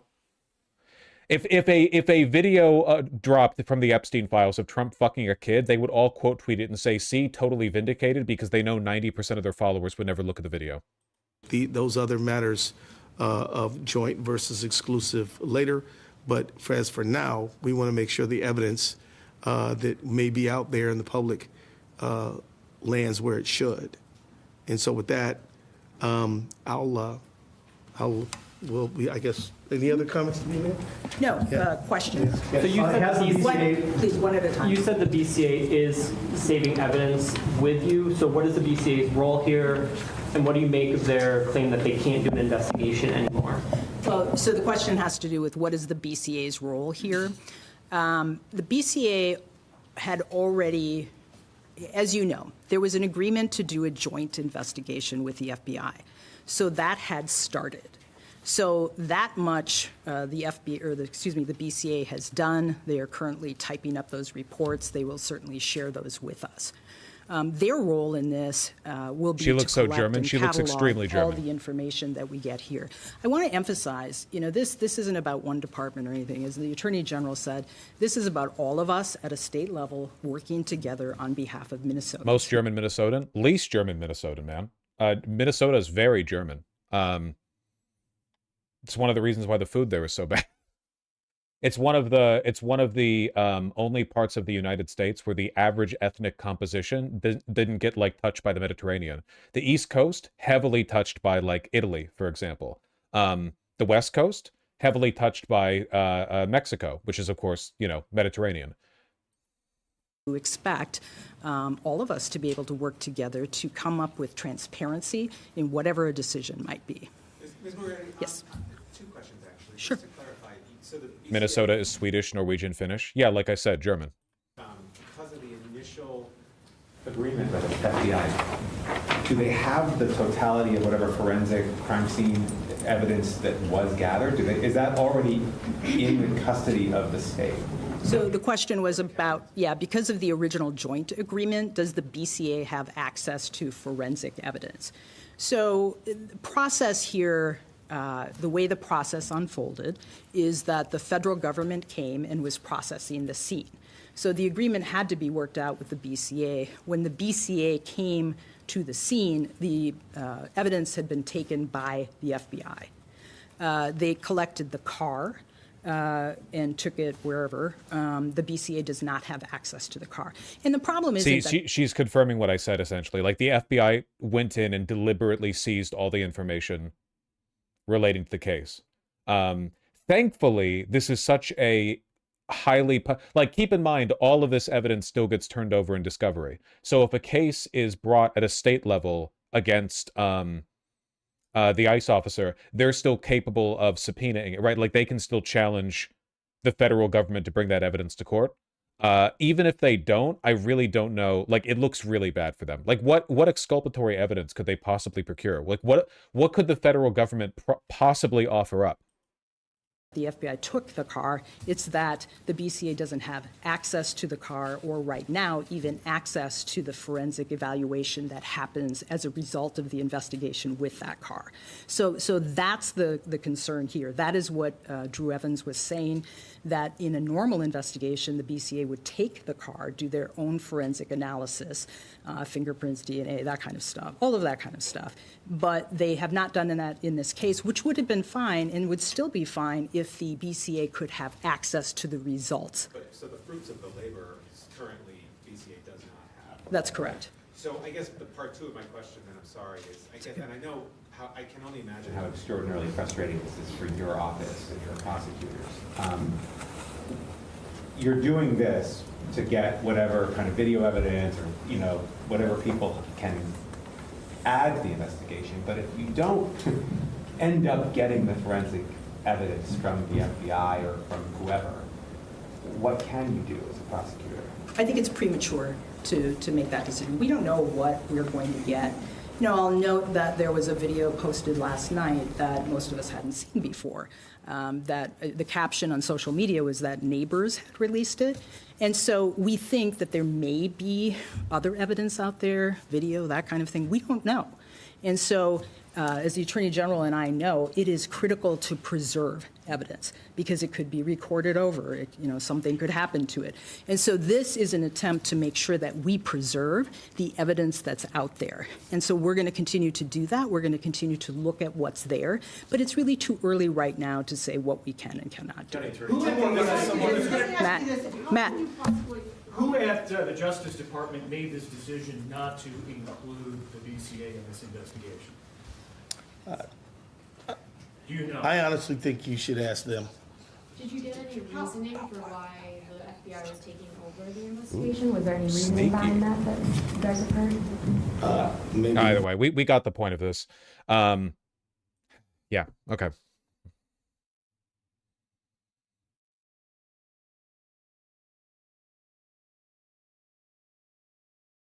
Don't trust too much in walls. Yeah, I don't trust walls right now to do anything to stop this from happening. And you can't use the National Guard to stop ICE because Trump would immediately move to federalize the National Guard. You would have to have a very good relationship with the Minnesota National Guard in order to prevent that from happening. Did you see Musk's tweet? Are you stupid? Musk tweets like 400,000 times a day. What do you mean Musk tweet? Like the one? Which one? No, I don't look at any of Musk's tweets. They're all the same tweet.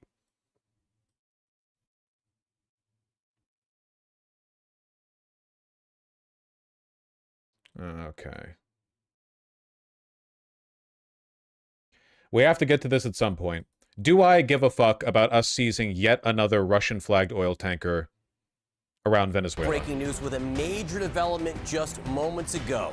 Sources just confirmed to CNN that the United States has seized an oil tanker that had been linked to Venezuela. Now, Russia is responding to the seizure, saying they are with the red flag of revenge. The owners of this vessel.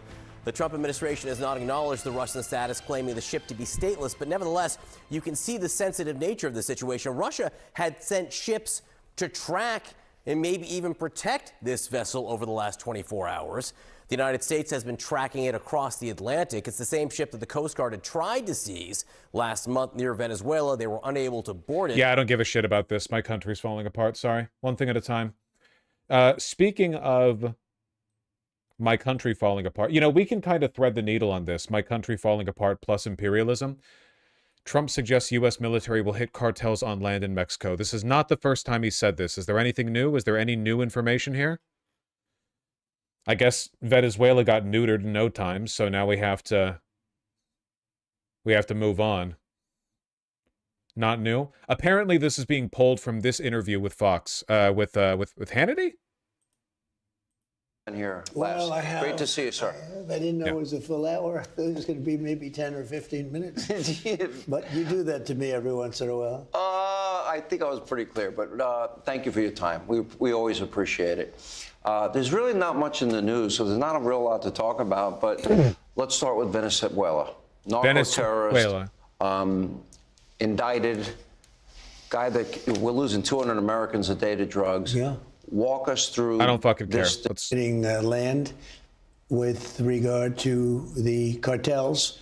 The cartels are running Mexico. It's very sad to watch and see what's happened to that country. But the cartels are running, and they're killing 250, 300,000 people in our country every single year. The drugs, it's horrible. It's devastated families. You know, you lose a child or a parent. I mean, parents are dying too with drugs. So we've done a really good job. We're knocking it down. The numbers are really getting to be, they're always going to be too high if you have one person, but they're going down just like the border. The border was a total mess for years. I did it the first. Yeah, it doesn't seem like there's any new information here. This is the same boast that he's used before. Hold on. He had a rare meeting with the public recently. Here are some clips. Just making up numbers? Yeah, of course. Numbers coming into our country are unprecedented, and we're doing really well. We had a situation 3 days ago with Venezuela, and we're getting along extremely well with the people of Venezuela, both the people and the people that are running Venezuela. Oh, don't worry, Thana. We'll see that one. I just want to thank our military. What they've done is incredible. That was considered unprecedented to go into a military fort with thousands of soldiers and others. Ugh.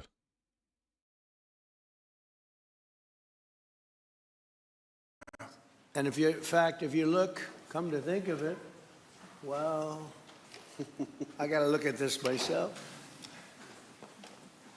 What? Sir? Sir? Wow. Sir? Wow. What a view. This is the door to the ballroom. Grandpa?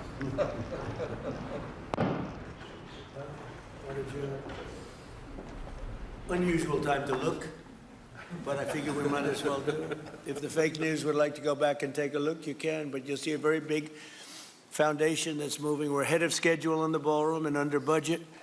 It's going to be, I don't think there'll be anything like it in the world, actually. I think it'll be the best. We went from, this is, as you know, our biggest room, which would seat 100 for dinner, maybe, if you're lucky, if you're nice and tight. And the ballroom will seat many. And it'll also take care of the inauguration with bulletproof glass, drone-proof ceilings, and everything else, unfortunately, that today you need. So we're going to... Wonderful. Very, very concerning.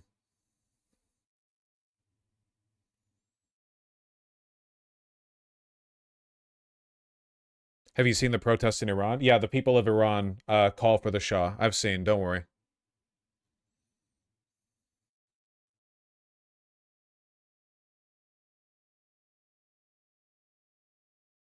And we need to see some improvement in the fact that people need to quit demonstrating, quit yelling at law enforcement, challenging law enforcement, and begin to get civil. And until we do that, we're going to have I guess we're going to have it this way. And the people that are staying in their homes are doing the right thing, need to be protected. Do you think that the White... Jesus fucking Christ.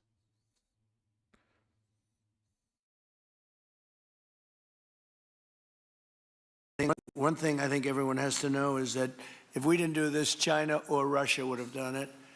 And if China or Russia were a next-door neighbor, because I think he's talking about annexing Greenland. essentially this is not around the other parts of the world so far away where you fly an airplane for 24 hours before you get there. This is sort of a next-door neighbor, if you think about it. And I told China and I told Russia, we get along with you very well. We like you very much. We don't want you there. Not going to be there. And if we didn't do this, China would have been there and Russia would have been there. Maybe they both would have been there together, but they're not going to be there now. One thing I think everyone has to know is that if we didn't do this... China was just right on the cusp of annexing Greenland. Almost So you laid the immediately, groundwork. so we can hit the ground within the next couple of weeks. start the assessment. And then from there, we need to understand. That's what we want. We want speed and quality. Yeah, that's what we want. Thank you, Darren. And Conoco, Ryan. Thank you, Mr. President. Appreciate the opportunity to be here, too. And you've assembled a great team. And our congratulations as well for removing one of the terrible people in the world and bringing them to justice. It was quite amazing. I think you've given hope to the people of Venezuela again, which I think is quite remarkable. He's surrounded by oil execs. Yeah. Listen to this. Marco Rubio hands Trump a note that was meant to be private, and then Trump reads it aloud. All right, thank you. You'll make it back one way or the other. You're all going to do very well. I think really very well. Marco just gave me a note. Go back to Chevron. They want to discuss something. Oh my God. Look at Marco's face. Go back to Chevron. They want to discuss something. Go ahead. I'm going back to Chevron, Marco. Thank you, Marco. Was there a question, Mr. President? Yes, go ahead, Marco. What are you saying here? Mark, if you can update us on operations in the ground and with the appropriate approvals, what you might be able to achieve. He's incredible. We really are so lucky that he's their guy. Most openly corrupt admin. Yeah, but also, like, Trump is on his way out, dude. Your Secretary of State hands you a note telling you that the oil exec wants a word with you, and you're like, just blurt that shit out. It's insane. Lolcow presidency. This is why I say he can't lie, by the way. And I think every day more evidence comes out to support that conjecture, all right? There's no filter whatsoever. If he says something, it means that is information that he was told was true. There is no fucking way this guy is capable of the mental math that it takes to simultaneously believe something but say a different thing. That's too many different realities to keep track of. Even the next 12 to 18 months, give us a little view from the ground. You bet. So today, Chevron has 3,000 employees in 4 different joint ventures in Venezuela today. And over the past 5 to 7 years, they've taken production from about 40,000 barrels a day to 240. It's just an oil conference. We're getting Cuba too. The press. Cuba have to do to avoid the same fate as Venezuela? What does Cuba have to do? Well, Cuba's in bad shape. Cuba relied on Venezuela for oil and for money, and nobody really knows what's going to happen with Cuba. They're doing very poorly. They're really third world all the way, and we have a lot of great Cuban Americans, and I would say Marco fits very solidly into that category. And I might ask you to say a few words about, we were discussing it before, Cuba is a very different, they don't have energy, they don't have oil, but they would live off of the oil from Venezuela. Read an article about how oil execs are freaking out in private because they are in position where they're in a position where they are forced to back Trump shit when it's going to tank their profits and bottom line. For about 10 years, for every barrel of oil, it'll cost $330 to extract, and the current price like 60. You mean like all of them are going to be coerced into participating in oil extraction in Venezuela, even though it's extremely expensive? So they're all like, thank you, Trump.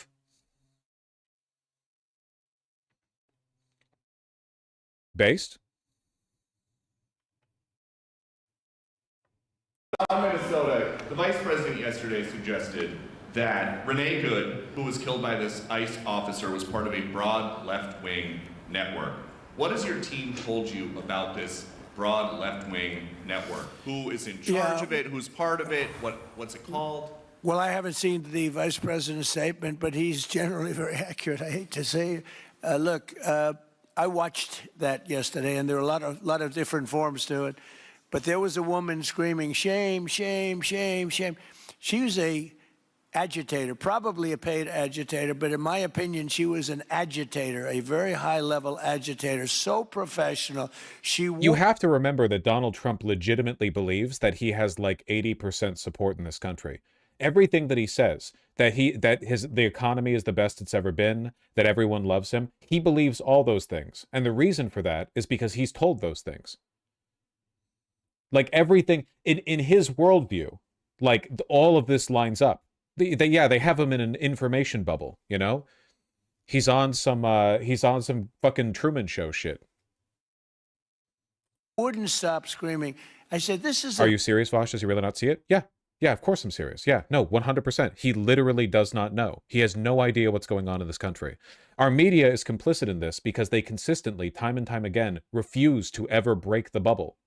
God, for you to have an idea of how isolated he is mentally, like, remember just yesterday, remember the New York Times article? Remember when a New York Times reporter talked to him and they were like, do you really think she tried to hit the ICE officer with her car? And he's like, yeah, of course. Here, bring me a laptop. I'll show you. And then he, for the first time, watched the video and he was like, ooh, that one looks pretty bad. I don't know. Like, he is not aware of what's going on at all, which is why I think it's a massive strategic mistake to focus the blame on him. He is, and probably will remain, one of the least evil people, at least in terms of the effect of his administration, within the Trump administration. There are so many more people who are so much more...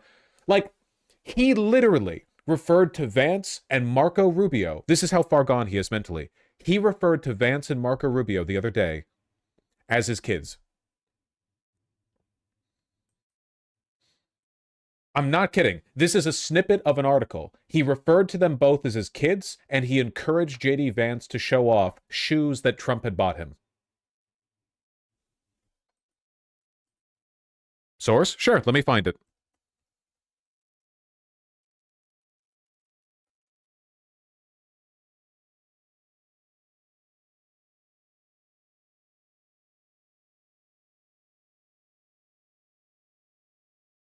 On Wednesday, Trump, 79, sat down for over 2 hours with journalists from the paper he regularly attacks. During the interview in the Oval Office, POTUS poured over a host of familiar topics and generally struck a father figure tone to aides and advisors in the room, the New York Times reported. The paper's reporters recounted that Trump had referred to several of them, including Vance and Rubio, as kids. Both men were wearing shoes that Trump had gifted them after taking issue with their footwear. Actually kind of based. Trump does somewhat know how to dress. They were probably wearing like dress sneakers or something, and Trump was like, put some fucking Oxfords on. Wait, are those Marco's shoes? Okay, Trump doesn't know Marco's shoe size then, but okay. At one point, the paper notes, Vance and Rubio even showed off their shoes, which they said were purchased by the president. Vance lifted his leg in the air to show the president the pair that he was wearing. In the pictures, Rubio's shiny leather shoes are visible, though they did not appear to fit.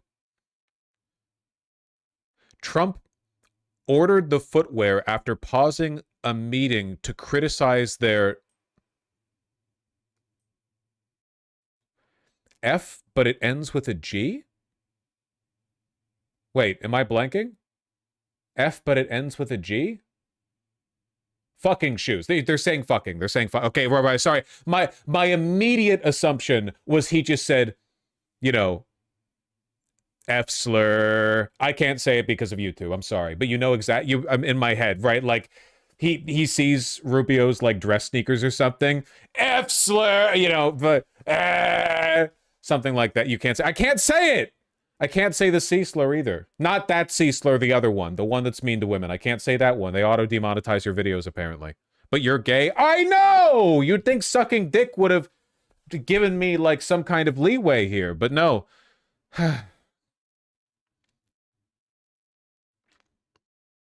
According to Vance, who revealed at a holiday party last month that Trump had told them he'd buy them 4 pairs each and demanded their sizes. And according to a cringe anecdote told by Vance, Trump also made a crude reference to penis size. Da-da-da-da-da. Okay, whatever. JD, what's your shoe size? My shoe size is 13. No, it's fucking not. Oh, whatever. Okay, anyway. The point that I'm trying to get at here, laboriously, is that Trump is senile. Not new information, right? Like, man, him reading out loud the Exxon note or the Chevron note, super fucking funny. But I've said this before, like the Trump administration is made up of grandchildren who are trying to get written into the will before Trump dies. I think so. A lot of people are interpreting the past week or so, the past week of like very rapid buildup of authoritarianism, as Republicans acting as though they'll never need to win an election again. I think it's the opposite. I think Republicans are aware of the fact that they burned through all their political capital in like less than a year. It took no time at all, like seriously, just a few months for the administration to bleed out everything that they had earned, especially with young people. Young people and Latin people, the two groups that they've been shifting towards the right from 2016 to now, you know, they lost both.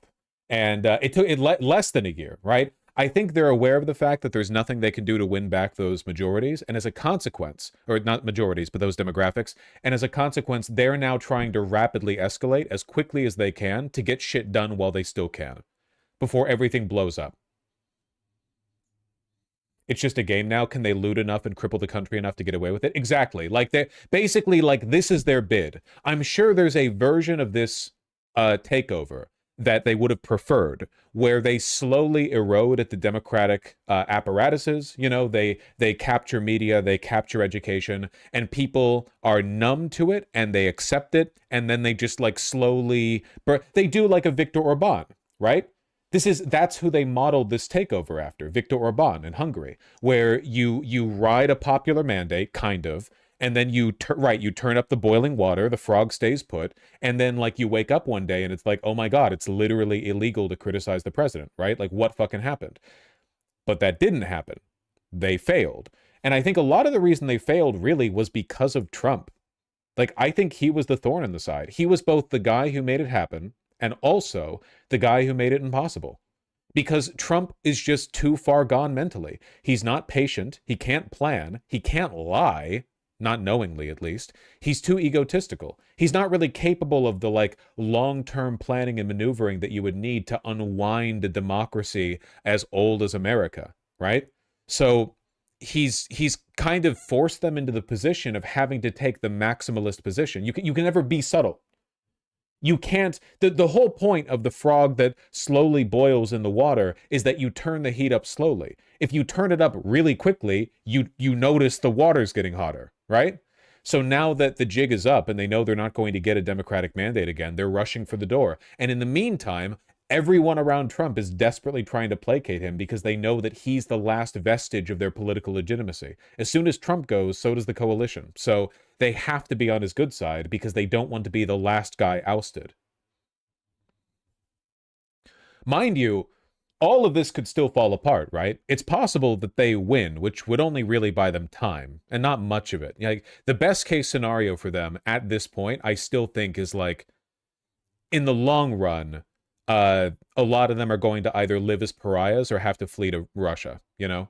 They're going to have to leave the country. The best case scenario for them maybe is 2028 to 2032. And even that would be extraordinary, I think. I would be shocked if they could hold things together that long, because they've not been doing very well. They have not been doing very well so far. Yeah, they're going to have to go to Argentina just like their forebears.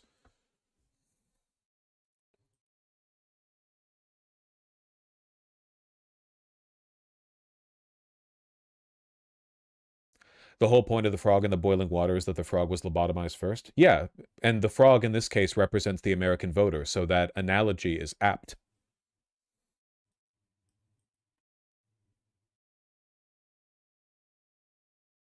This last week kind of revealed Rubio's the guy. Rubio, Vance, and Miller are the three, like, wings. They're the three factions, or they represent the three ideological factions that are trying to, you know, sway over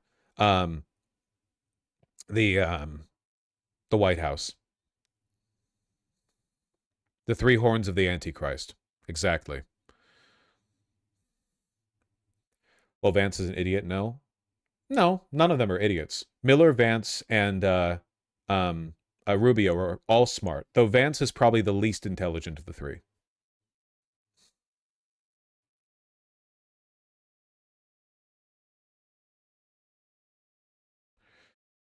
What does Vance represent if not a watered-down version of Rubio and Miller? Techno-feudalism. Or you know, like Silicon Valley, the Golden Cathedral, right? Like neo-monarchism. Peter Thiel, you know, that kind of stuff, right? Very, very internet-centric, very, like, our superior intellect gives us dominion over the states, you know, that kind of stuff. What's the term? The something cathedral, the stuff Peter Thiel jerks off to? the idea that the only way for civilization to survive is if we return to a monarchy, but like a meritocratic monarchy, but the meritocracy in question is like, if you're Peter Thiel, you're the meritocratic one. It's just the cathedral? Okay, gotcha. Dark Enlightenment? Yeah, I mean, they're associated with each other, right? They're like related intellectual traditions, I suppose. Yeah, Rubio's closer to a neocon. Miller is an open neo-Nazi. Worth noting, though, that Rubio is not, like, really a neocon. Rubio is a fascist. Like a lot of neocons, he was just waiting for his opportunity. But he's a more neocon-aligned fascist. A neocon would never abide so many of the things that he's had to abide as a member of the Trump administration.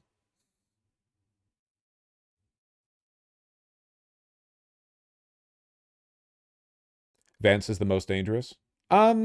I think that of the three, Miller is the least dangerous because he's the most openly unhinged. Rubio is a lot more socially competent.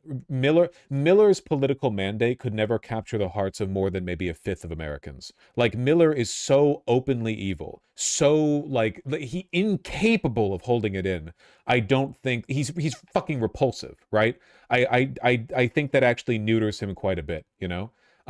There's a reason why he looks really bad and like goes viral in a bad way every time he speaks to journalists, which is why he doesn't very often. And every time he does, he gets mad really, really quickly. I think that he would be the death of the Republican Party, or he would be more so the death of the Republican Party. He would like mobilize people against him. The coalition against him would be massive. And I think to an extent that's the case with Vance too, to a lesser extent. Rubio is the most competent of the three and the one most capable of like leading a coalition into the future, but I don't think he's capable of doing what Trump did. So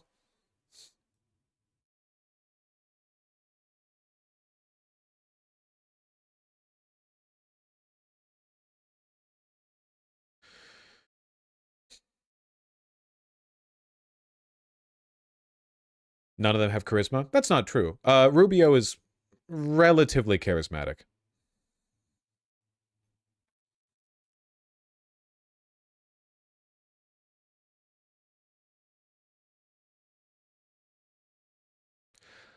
Like, I would not be surprised if Trump legitimately believed he won Minnesota in all three elections. Mr. President, I have a follow-up for you. The state officials there have said that the FBI is not sharing evidence with them. Typically, they would conduct a joint investigation, as you know. Do you believe that the FBI should be sharing evidence with state officials in Minnesota? Well, normally I would, but they're crooked officials. I mean, Minneapolis and Minnesota, what a beautiful place, but it's being destroyed. It's got an incompetent governor, fool. I mean, he's a stupid person. And it looks like the number could be $19 billion stolen from a lot of people, but largely people from Somalia. They buy their vote. They vote in a group. They buy their vote. They sell more Mercedes-Benzes in that area than almost. Can you imagine you come over with no money and then shortly thereafter you're driving a Mercedes-Benz? The whole thing is ridiculous. So they're very corrupt people. It's a very corrupt state. I feel that I won Minnesota. I think I won it all three times. Nobody's won it since Richard Nixon won it many, many years ago. I won it all three times, in my opinion. And it's a corrupt state, a corrupt voting state. And the Republicans ought to get smart and demand on voter ID. They ought to demand maybe same-day voting and all of the other things that you have to have a safe election. But I won Minnesota three times and I didn't get credit for it. I did so well in that state every time. The people were crying every time after. Whatever. Pre-watched, I see you. Pre-watched. I read the text up here. Anyway, yeah.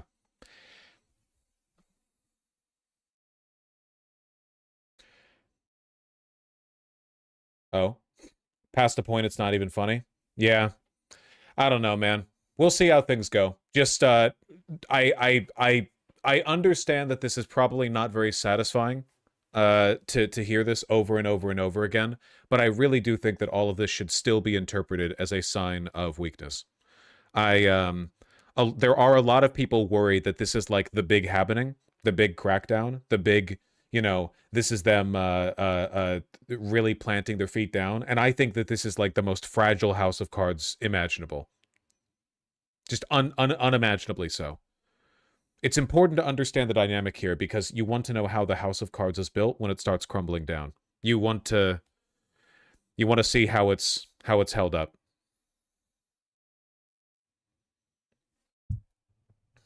But we have to act quickly.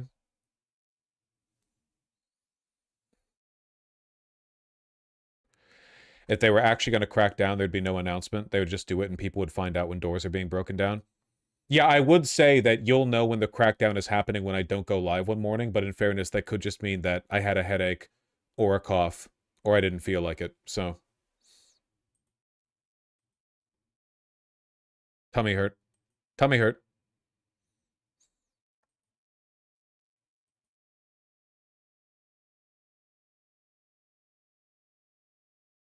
No, they would be too proud not to announce it. That's probably true, actually. That's another Trumpian characteristic, right? They probably would not be able to conduct any operation quietly.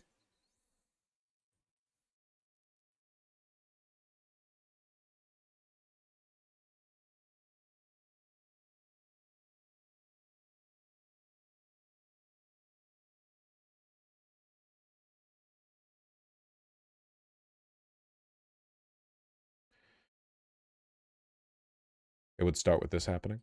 What is this? Don't you vague post at me.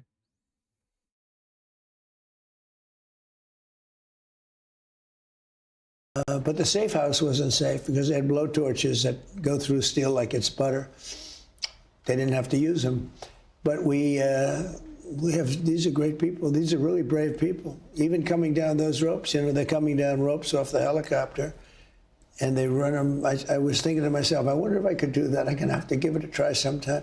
But they do it like it's a stairway, like it's a beautiful stairway. How is this clownish? This is the most real thing he's ever fucking said. Have you not all thought that? Like, you see somebody rappelling down a rope and you're like, I wonder if I could do that. Like, yeah, that's the most normal thing I've ever heard the guy say. He should try it. He should try it.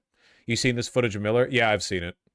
I think the ideal solution would be to cut off their fingers. I don't think it's necessary to kill them entirely. We're not a barbarian. Oh, I thought you were talking about the other footage of Stephen Miller that recently came out on the Colbert Show, where he was arguing that everyone should be able to throw their trash in the ground because it's the job of janitors to pick it up.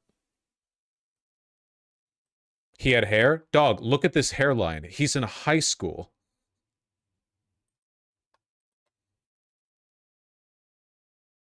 Barbaric people. We respect life. Therefore, torture is the way to go. Because torture people can live. Torture is a celebration of life and human dignity.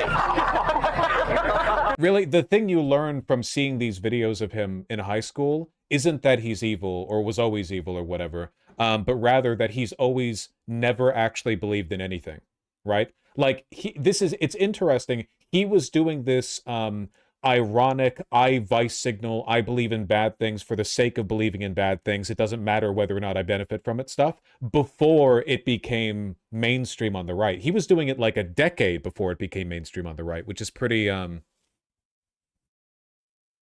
impressive. School shooter vibes, for sure.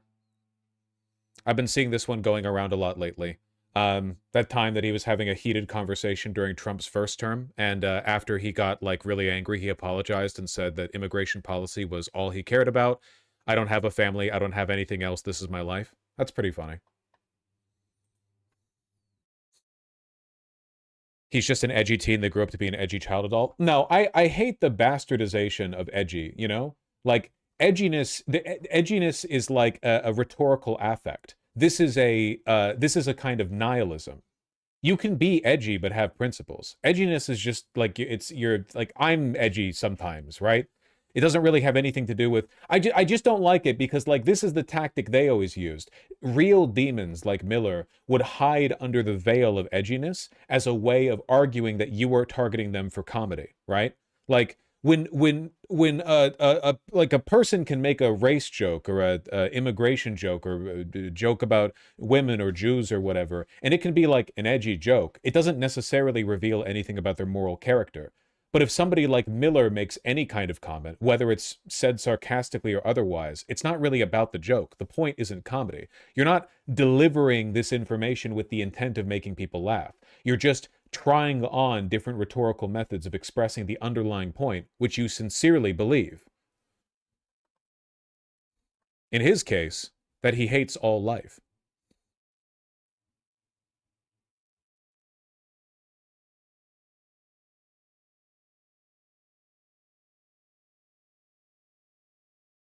Some More News did an episode on Miller and covered how his whole life he's been evil. He stopped being friends with somebody when he was in 3rd grade because the kid was Hispanic and told him that. Damn. We stand a principled king. That's crazy, though.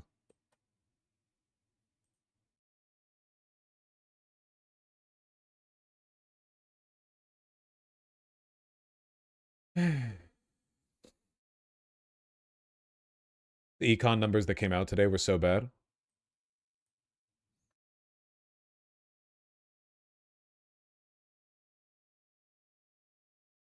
Still no hiring outside of healthcare and hospitality. 2025 was the worst year for hiring outside of recession since 2003. There was almost no hiring since April.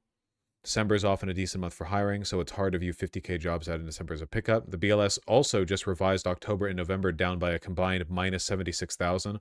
Always being revised downward. How interesting.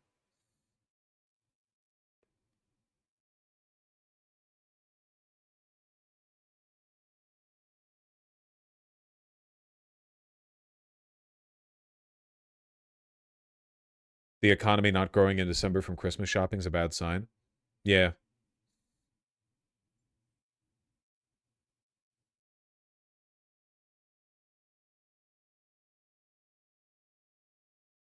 So, how are you guys doing?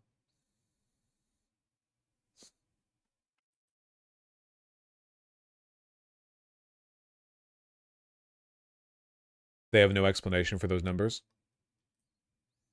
Got it. Revisions now. October down 68,000. November down 8,000. What do you make of that?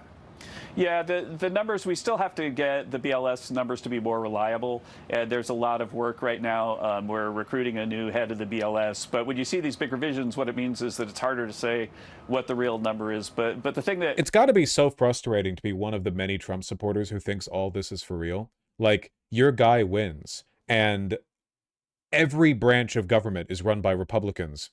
And every day, Republicans are still like, sorry. Nothing has changed yet. You know, one day we'll figure it out.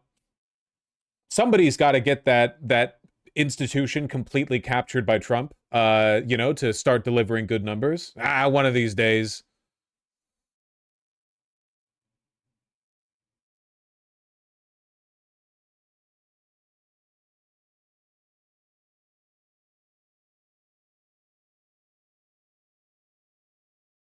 Why is silver up 400%? Who knows?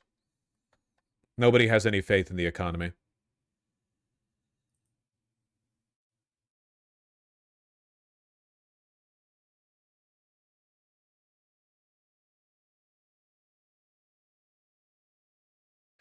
Anyone that ever votes GOP after this shit show is irredeemable?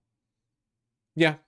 I really hope, like, we have seen increasing polarization over the past 10 years, where, and it's asymmetrical, where liberals, Democrat voters, whatever, do not want to spend time with Republicans, don't want to be friends with them, don't want to date them, whatever else. This is good. It's asymmetrical, though. Republicans like spending time around, you know, the other better half of the country. My only hope, I guess, is that, well, not my only hope. I have many hopes, but my hope is that as things progress, this tendency only gets more severe, you know?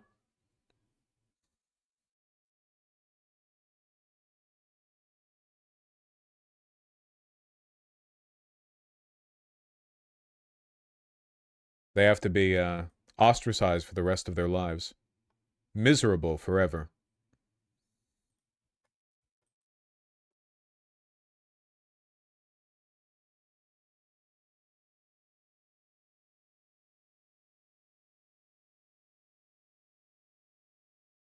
So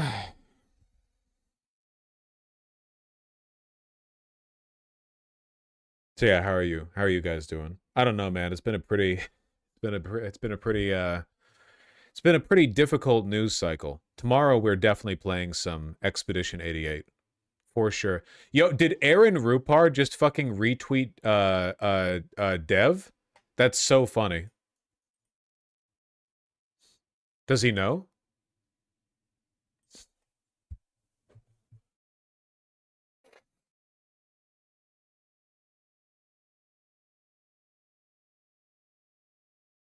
Who's Dev?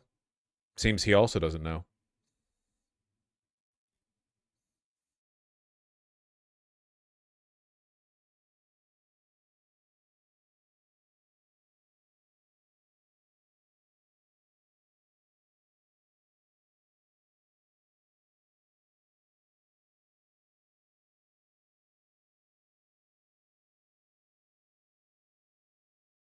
You procrastinated so much on Yemen, they basically already lost.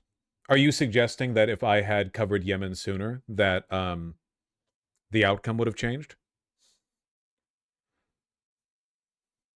Is he a neo-Nazi? No.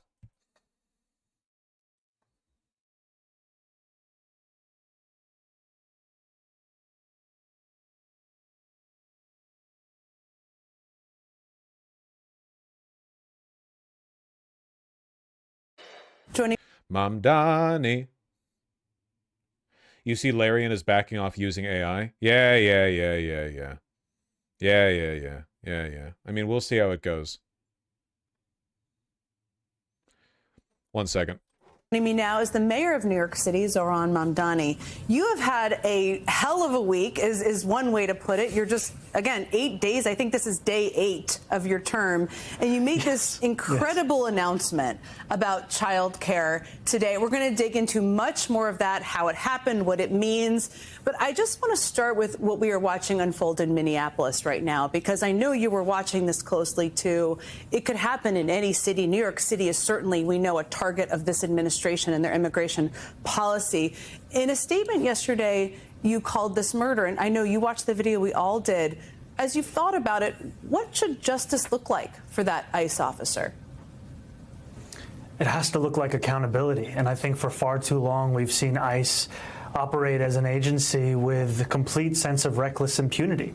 And what we need to see across this country is an understanding that no one is above the law. And we all saw that video. We all can draw the same conclusions from it. And yet what is so often lost in a video like that, or in the stories that we read, is the havoc that this wreaks on the family of that woman that was killed, on the community that that woman was a part of. And we know that this is only one glimpse into what has been a year full of cruelty. And I know that for many New Yorkers, when they woke up this morning and they saw that video, they felt a deep sense of anxiety about whether they were safe in their own city. And as the mayor of New York City, I want to make it clear that I will stand up for each and every person who calls the city their home, no matter where they come from or where they were born. This administration, and the vice president repeated this today, is saying he has immunity. I mean, do you think that should fly? This is something that could happen, unfortunately, in your city as well. I think that accountability has to be true for everyone. I think that has to be true for the ICE officer that we're speaking about and every single person in this country. And I think you can see from the many attempts at mischaracterizing what actually took place as an attempt to evade that accountability. And I want to be clear that we should not have exceptions for the laws that we put forward for each and every person. They should be applicable to all of us. I want to play something. I think as we watch the horror of yesterday and we've seen this doubling down of this administration, it is quite telling. And I want to play something that Vice President J.D. Vance said today about the victim of this shooting and just get your reaction on the other side. I think she is a victim of left-wing ideology. What young mother shows up and decides they're going to throw their car in front of ICE officers who are enforcing legitimate law? You've got to be a little brainwashed to get to that point to where you're willing not just to protest, that's fine, not peacefully protest, but throw your vehicle in front of legitimate law enforcement officers and drive your car into them. To get to that point, you have to be, I think, radicalized in a very, very sad way. I like how he didn't even have a like he stumbled on his words there. Threw her car in front of the ICE officer? What does that mean? It's almost like what he wanted to say was the ICE officer threw himself in front of her car, but then didn't, because that would obviously make it sound like the ICE officer was at fault. To be clear, there is a lot of disinformation and inaccurate information in there that they keep on doubling down on. But what's also telling to me is that this administration has basically been smearing the victim ever since she was killed. What do comments like that tell you about their motivations? I think it tells you that they'd like to have any and all conversations other than the fact that an ICE agent killed a woman yesterday. That's what the discussion that they would prefer not to have in this city, in this country, because it's one for which they don't have any answers. And we know that she leaves behind children, she leaves behind a family, she leaves behind friends, she leaves behind an entire city. And this is something that the administration cannot answer for because, frankly, there is no answer justifying. All right, y'all, it's finally. YouTube Shorts autoplay. Today, DHS Secretary Kristi Noem, you were on her mind, clearly. She was asked, she was in your city. She was asked about your statement on the shooting yesterday. And she said, and you basically said that as ICE attacks neighborhoods across the country, New York stands with immigrants. That was a big thrust of your statement. She accused you of putting, quote, illegal people who have broken our law before New York City citizens. What is your response to that from Kristi Noem? It's hard to truly make sense of that statement. All I can tell you is that here in New York City, we know that it's possible to be a New Yorker, to be an American, and also to be an immigrant. I'm one of the examples of all three of those things in one. And yet what we have seen time and again is an attempt to have cities and states give up immigrants to a federal administration's attempt to fulfill its pledge to create the single largest deportation force in American history. And as the mayor of New York City, I'm going to stand up for everyone who calls the city their home, and I'm going to do so while following the laws we have in this city, laws which include sanctuary city policies that prohibit ICE agents from entering into New York City schools or properties unless they can actually provide a judicial warrant signed by a judge. One of the reasons I was really looking forward to talking to you today, I mean, you never hold back, and I always appreciate that, is that in this moment of so much chaos and darkness in Washington, your announcement today was really a reminder that government can do good for the people, that if you have the will, if you have optimism about what is possible, that things can happen, people's lives can be made better. And this announcement today from you and Governor Hochul, I should just note, puts New York City on track to become the first city in the country to provide free universal child care, which is incredibly significant. Again, you're on day 8. How did you make this happen? You know, I think this comes from many, many conversations that I've had with the governor and that our teams have had, all about fulfilling the commitment we have made of transforming the most expensive city in the United States into one that's affordable. But frankly, this day is a result not just of Governor Hochul and myself, but frankly a result of New Yorkers who knocked on more than 1 million doors, who made more than 1 million phone calls, all in the hopes of winning the city that they deserved. And today's announcement, where the governor committed $1.21 billion to taking the first steps to establishing universal child care here in New York City, it's a commitment that will provide universal child care for every 3-year-old and start to provide universal child care for every 2-year-old in New York City. And that means we will be taking off what has come to be a $22,500 a year expense off the backs of working families. And that's because working people believed in the city they could have as opposed to the one that they lived in. Yeah, it really does make me wonder if, like, Mamdani's victory in New York is going to essentially permanently prevent ICE from operating there because they're aware that he actually would go after them, you know? Like, just as a deterrent. They haven't really been that active in New York, you know? Considering the population of the city, and how many immigrants there are there. Child care is one of the things that breaks people's backs in this country, as you've talked about so much. This comes kind of with the backdrop of this is, of course, that the Trump administration is threatening to planning, I should say, to cut off $10 billion in federal child care funding to states, including New York. As I understand it, this has been allocated funding. But how do you account for, how do you plan for the protection of these programs and the funding needed, given how this administration is politicizing the pulling back of resources? I think it makes it all the more important to start initiatives with city and state funding coming together in a partnership to deliver for New Yorkers, because we're seeing an attempt at the federal level to play politics with our kids' futures. And I am heartened by the confidence that Governor Hochul has shared in our chances of winning the battle in litigation in court against this attempt. But we need to make clear that not only will we fight to retain the support that working class New Yorkers receive today, we will also fight to advance an agenda to make it more possible for them to live in the city that they call home. I watched your announcement this morning, very uplifting language. You and Governor Hochul seem to have developed a real partnership. She was out on the trail with you. I don't know if you've heard, but she's running for re-election this year. Are you prepared to endorse her?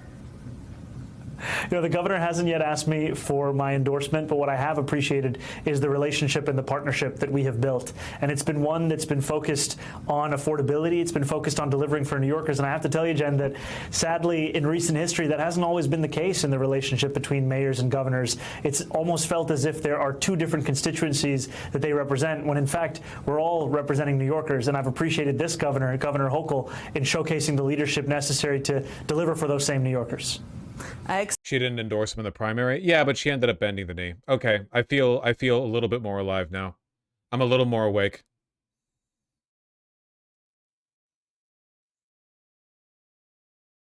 Something is definitely happening in our country right now from coast to coast. Where that something leads us, I don't know, and I don't think anybody knows. But what it says, that growing numbers of Americans are not happy with Donald Trump and the federal government he leads, and that growing numbers of Americans refuse to be silent about.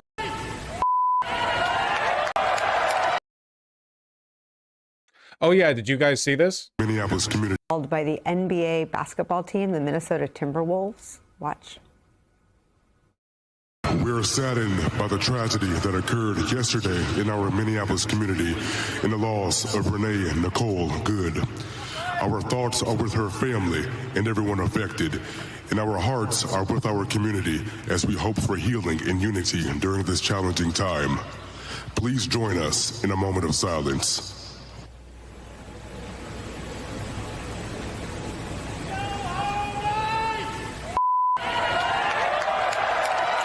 Thank you. One basketball fan shouting there, "Go home, ICE." Others applauding. It was a moment of silence. You know, it's a little bit out of pocket, but we appreciate the sentiment. But the protests weren't just about what happened in Minneapolis. There was another ICE shooting Thursday in Portland, Oregon. Federal agents shot and injured 2 people. Both those people were taken to area hospitals. The Department of Homeland Security said that this shooting was also in self-defense and that the 2 injured people were suspected gang members. I'm sure. And again, that is what they're saying. That may turn out to be true. We don't know right now. Here's what the mayor of Portland, Keith Wilson, had to say. Portland is not a training ground for militarized agents. When the administration talks about using full force, we are seeing what it means on our streets. The consequences are not abstract. They are felt in hospital rooms and living rooms, in the quiet moments when families try to make sense of what happened, what is happening. We know what the federal government says happened here. There was a time when we could take them at their word. That time is long past. That is why we are calling on ICE to halt all operations in Portland until a full and independent investigation can take place. The Oregon Attorney General has also announced a formal investigation into the incidents in Portland today. The results of that investigation, as the mayor said, may find that what the federal government is saying about the shooting is true and accurate. That is always possible. But what's clear is that in this moment, the Trump administration has not earned the trust of anyone encountering these crises in their cities or their states, especially given their reaction. You actually missed a pretty strong argument. A full and independent investigation can take place. The Oregon Attorney General has also announced a formal investigation into the incidents in Portland today. The results of that investigation, as the mayor said, may find that what the federal government is saying about the shooting is true and accurate. That is always possible. But what's clear is that in this moment, The Trump administration has not earned the trust of anyone encountering these crises in their cities or their states, especially given their reaction to what happened in Minneapolis. The Trump administration has made claim after claim after claim that is being disputed or outright debunked, while making comments that suggest the outcome of any investigation they're doing is already determined, decided, which may be the case because only federal authorities have been allowed to take part in the investigation into the shooting. Here's what Minneapolis Mayor Jacob Frey had to say about that. Donald Trump said that Renee ran the ICE agent over. Don't take my word for it. Don't take their word for it. Watch the video from every single angle. I mean, the ICE agent walked away with a hip injury that he might as well have gotten from closing a refrigerator door with his hips. He was not injured. I've seen worse injuries from doing that. You know we'll reach like the actual dark woke awakening when the narrative stops being he wasn't injured and starts being I wish he had been, right? That'll be the real turnabout when we see people be, you know, it was like with Charlie Kirk, right? Like the Charlie Kirk spectrum from people who are like, well, if you've ever criticized him, you should be fired, to, you know, I didn't like the guy, but it's sorry what happened. And then there were the people who were interviewed and they were like, yeah, I don't know, it seemed like he deserved it, kind of.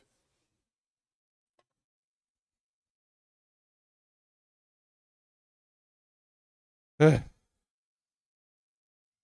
I need like a moratorium on this topic specifically, man. There's so much going on here. There's so much. What the fuck else is going on? Bagheera, can you stop meowing? If you weren't harassing River, you wouldn't be locked up in here.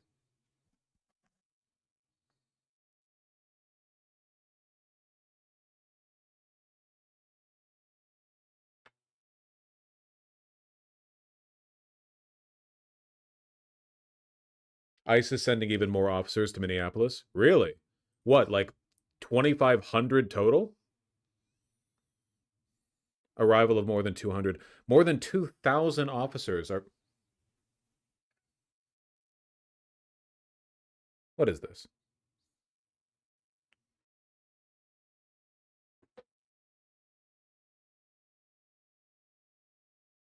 You know, just go on the... Go on the computer.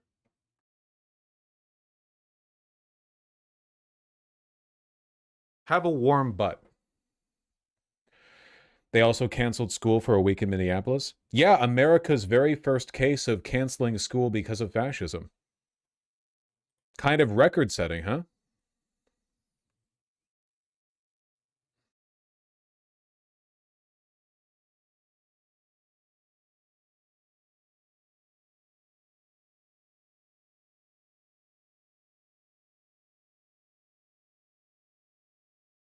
How much cat hair is in your PC right now? I don't know, probably like 20% by weight. Iran and Aleppo, what's going on right now? I understand that this is my my chauvinist tendency, and I apologize for that. But you know, it's really difficult for me to focus on foreign policy when the country's in the state that it is. It's tough, man. You know what? I've got something to say. Blue collar means work. White collar.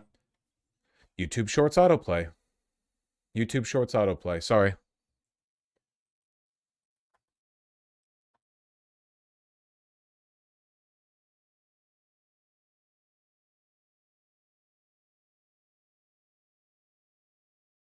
What is Aleppo? It's a kind of sunscreen. Have you guys seen what the Twitter Nazis have been up to over the past 48 hours? I mean, you can probably guess, but this is... I've seen this over and over and over and over and over again. Okay, here's the tweet, right? I feel like I've been condescended to by a woman who looks exactly like this thousands of times. And then there's Renee Good in an unflattering frame of a video, you know? They fucking despise her. They hate her. They hate her more, I think, than they would hate her if she was non-white, you know? If you're familiar with the way that white nationalists operate online, like the Twitter Nazis and so on, they get way angrier about white women than they do basically any other group.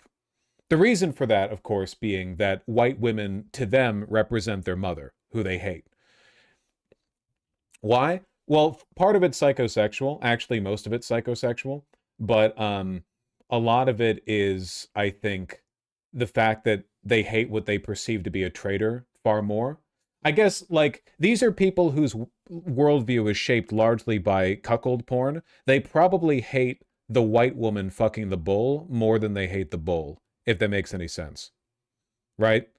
It's a proximity thing, right? A lot of them grew up around a white woman, their mom, you know? And holy shit, do these people consistently hate their moms. She's basically a lightning rod for all their bizarre hang-ups, fetishes, and pure hatred for women. It's not a joke, dude. Like, if you spend enough time looking at neo-Nazis online, if they are talking about a white woman, it's almost always in a negative context. They despise white women. The only white women they like are these, like, it's like the Nordic or Slavic 19-year-old, like, supermodels that they post and act as though that's what a trad wife would look like.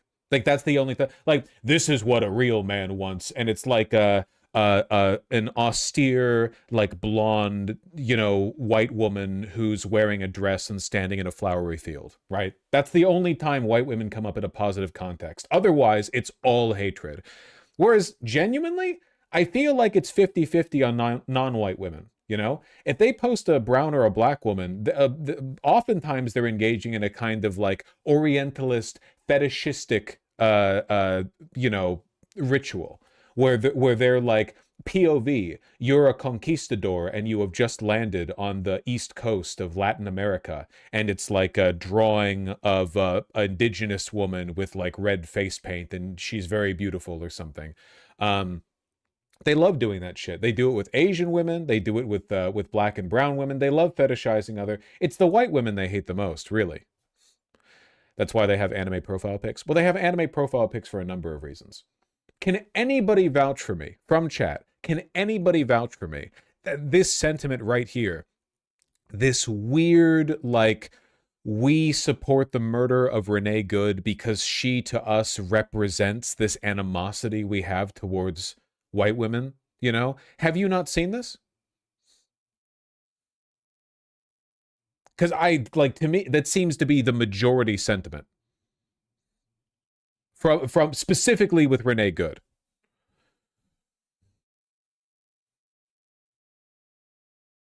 How does that cuckold porn to far-right pipeline even work? Pipeline?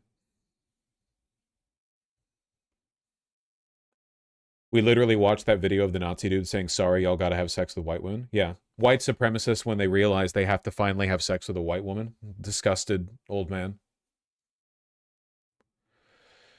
I'm an old poll poster. This seems unprecedented apart from the nameless SJWs from 2016. I don't think that's true at all, man. I'm pretty sure I've seen, like, literature back from the 1990s and 1980s of American neo-Nazi and KKK and so on organizations. The group that they reserve the most vitriol for usually is the perceived turncoat, the liberal white woman.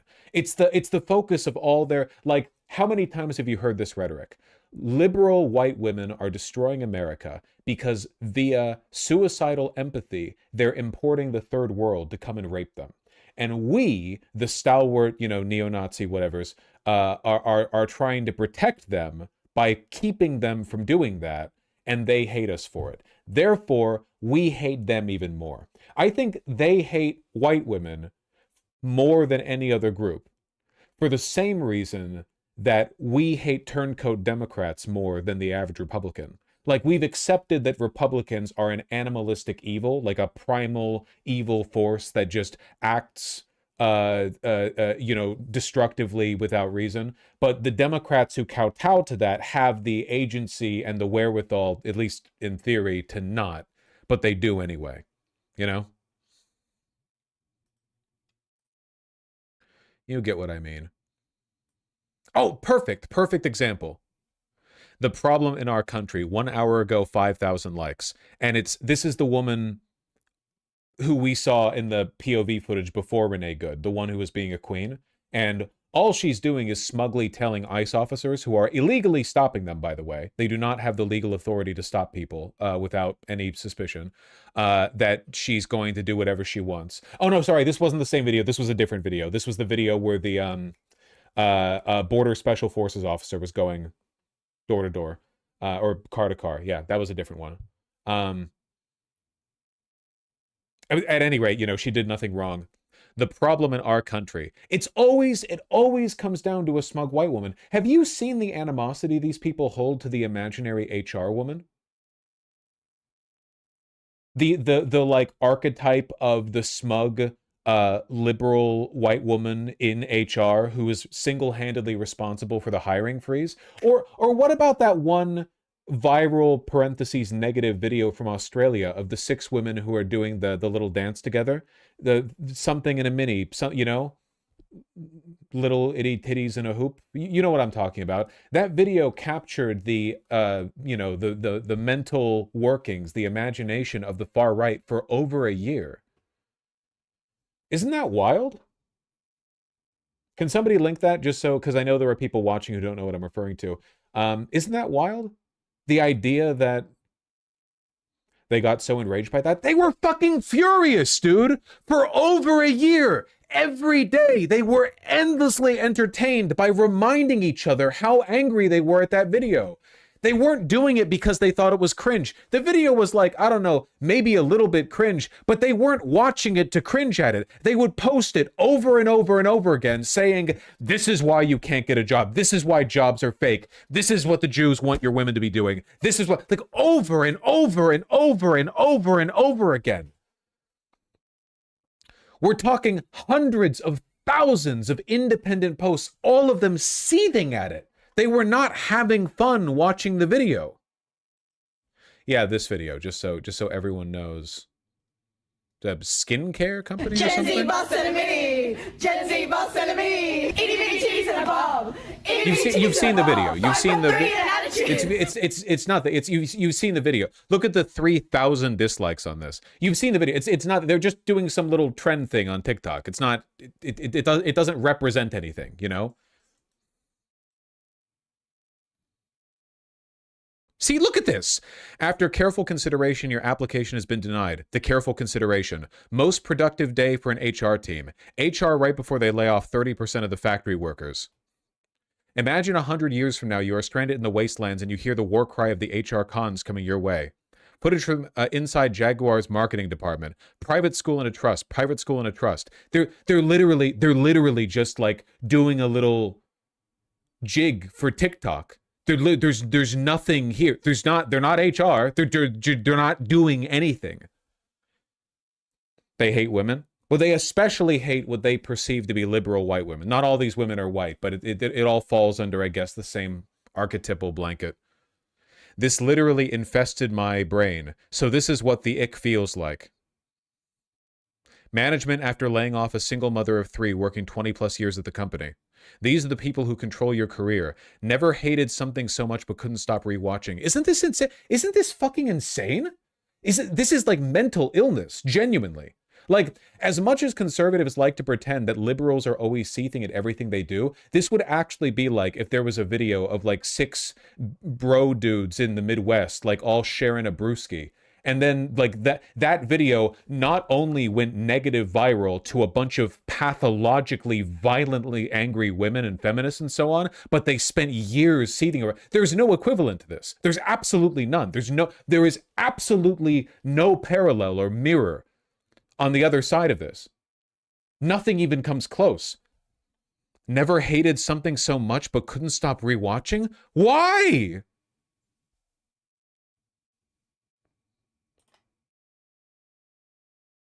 "21st Century Clockwork Orange," it's uncannily infuriating. I can't wait for AI to replace HR positions. Don't worry, they all hate each other too. Daddy's money and nepotism. They all secretly hate each other. Thank goodness for remote work. These people hate fun. It's not that they hate fun. It's that they despise women. I think what they hate most is the idea of women having control over them in any sense, which is why they have to craft the delusional, like the narrative that these are HR women who are stealing your job or something. They're just like workers at a skincare company. They're not HR. They just, you know, I think the reason they hate this is because they're projecting onto this every woman who's ever talked down to them, their mom, their 4th grade English teacher, like the lady at the checkout line who looked at them like they were dirt underneath her shoe. They're projecting onto these women like everything. That's why it's always like with a smug face too.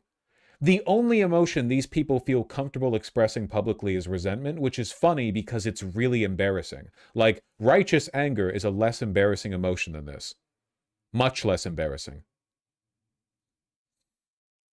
It's all incel shit. They could never hate a man this much. I can tell you that much. Ever. They could never, ever, ever hate a man this much.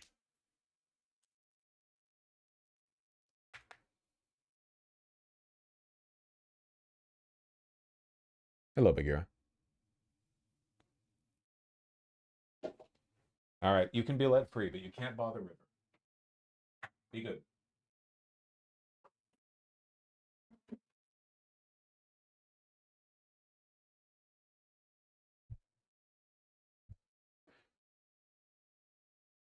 I worked in a male-dominated warehouse and HR was entirely women. It all comes down to masculinity and women holding them to account. It has nothing to do with what HR is actually like, because the men who are angry online like this have never interacted with an HR department. This has nothing to do with reality. They just have been told through internet memes that HR departments are women-controlled and that they're there to, like, cuck men or something, you know? That's the meme. That's it. Like, these people unironically think that HR departments are the ones who determine hiring policy for their company. That's a widespread belief online. That if you are being interviewed by a company and there's like a pleasant white woman on the other side of the Zoom call who's talking to you, that woman is the one who made the decision and the, like, set the framework for hiring. That's a widespread. They think that. They unironically believe that. That's how detached from reality this is.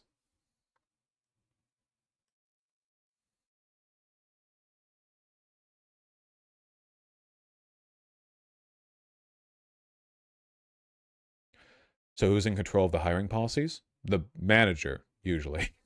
I mean, it depends on the company, but HR is not hiring people. They're just managing applications. The decision to hire is done by management. Have they never held a job? I mean, a lot of them haven't. A lot of this right-wing, like, one of the reasons that the Trump administration has worked so hard to capture the attention and support of young, like, Gen Z and Gen Alpha men is because, for one, they're very prominent online, and for two, they're aware of the fact that misogyny and psychosexual resentment are the main driving forces of their movement, and these are easiest to pick up in people who have basically no real-life experience with women. They love the incel crisis because it means there are more men who have no women in their life to... Like, my understanding is that right now, the dating scene for Gen Z is either you put in effort and you have a girlfriend, I should say for Gen Z men, you put in effort and you have a girlfriend, or you put in no effort and you don't have a girlfriend and you never will. Like, there are the men who feel comfortable interacting with women and trying and not being disgusting, and they're fine. And then there are lots and lots of guys who are just wretches, just beneath consideration, you know? And they are violently angry about it, even though they totally fucking deserve it in a lot of cases. Not all of them. I'm sure there are single Gen Z guys out there who don't suck, but, like, a lot of them really do. I wish there was some way to, like, concretely determine the relationship. Like, Gen Z young men. Is there data out there on this? Do you have a girlfriend? Second question, are you liberal or Republican or whatever? Like, or however way you want to lean on that, you know? It would not surprise me if there was a significant correlation between conservatism and being single at that age range.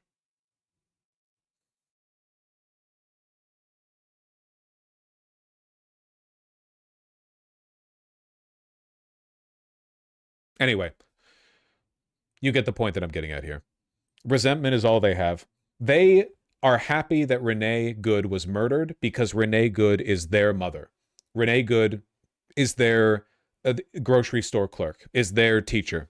They're happy, and they like, their thought is, I want more women like her to die. And they don't think that she nearly ran over that ICE agent. They just pretend to, because they want ICE to kill more people.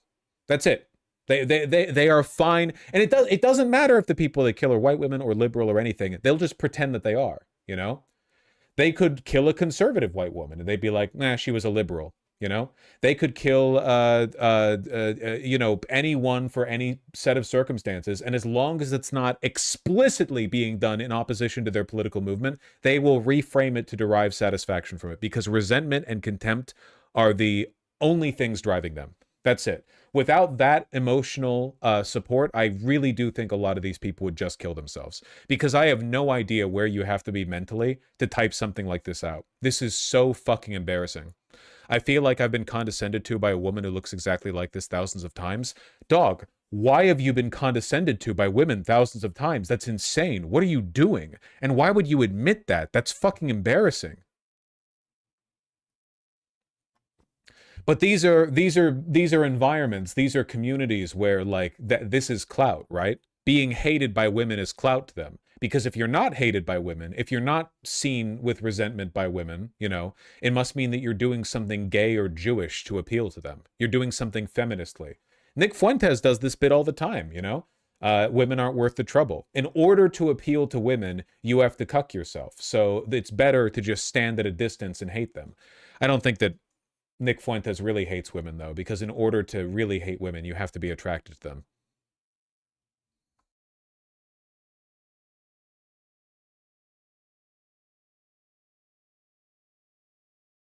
You get me.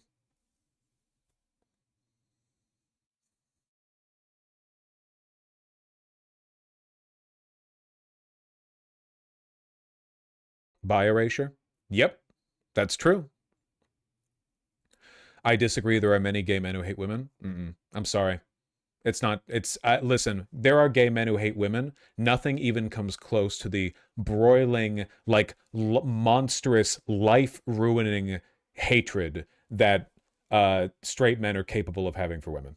The same reason why the most prolific, like, serial killers of men are gay men. There's nothing, like, in the narrative, in the way that the psychosexual construct is built, there is nothing that animates more hatred than feeling like your life is controlled by people you have a confused attraction to. The push and pull, right? The feeling like, I can't live with you, but I can't live without you either. That, the relationship between those feelings, in the way men are raised, it annihilates the brain of some of them. It just, like, ruins it completely. They're barely even people anymore past that, you know?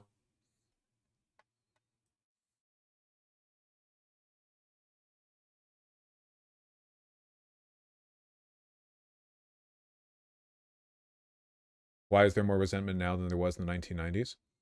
Because now we have the internet, so antisocial people can form cliques online, whereas before the internet, you always had to engage with the real world. So no matter how antisocial you were kind of moderated by the behavior of those around you.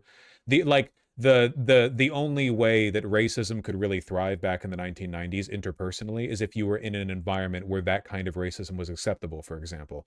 Like, you know, little sundown towns, and not to say people weren't racist, but, like, there weren't as many fucking neo-Nazis back then, because there just weren't that many neo-Nazi cliques in America. You kind of had to be around them to get into that, or you were like a real outlier, you know, like a real freak. Nowadays, you can have a son, raise him right for 14 years. He goes on, you know, one bad internet escapade, and then congratulations, he you know, he thinks that Jews control America.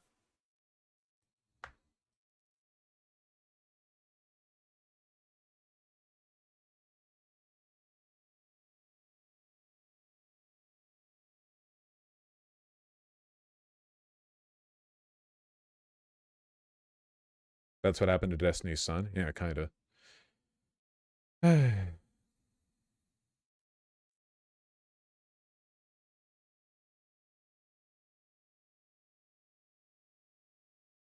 I'm a single white Gen Z leftist.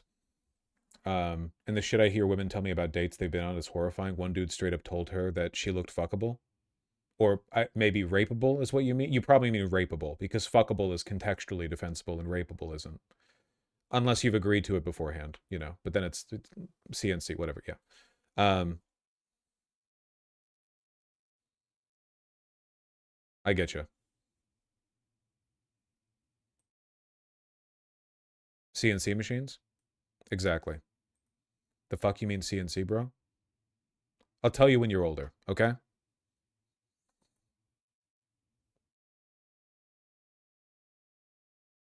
Where you don't call somebody fuckable on the first date? I'm just assuming they meant rapeable. Censored. They censored it. There were 4 asterisks.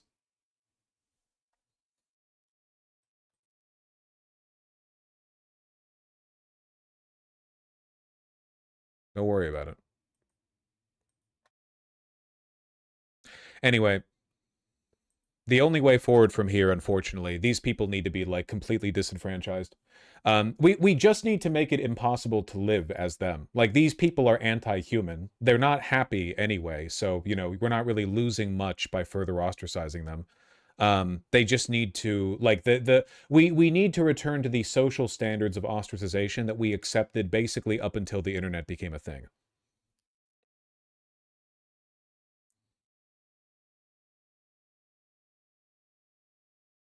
Sure, it's very easy to remain an incel performatively for the sake of your Nazi brethren online when you're like 20 and you still have your life ahead of you. But what about when you're 30? What about when you're 40?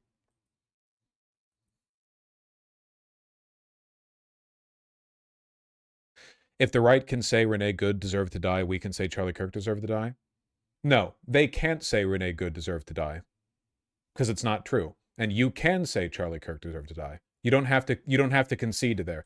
We're right and they're wrong. When we do or say things, we're doing it for the right reasons. When they do or say things, they're lying. And even if they weren't, they would be doing it for the wrong reasons. You don't need to justify your correct statements by citing their incorrect statements. We're different.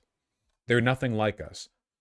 There is simply no left-wing equivalent to murdering civilians is okay because they remind me of my mom. There's nowhere on our wing is there a reflection of this degree of psychological compromise. It's not, we don't have it.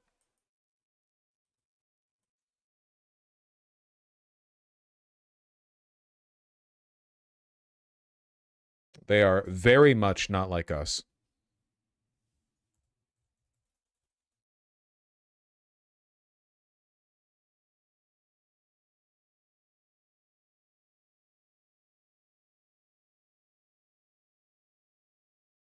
Good things are good and bad things are bad. That's true. That's true.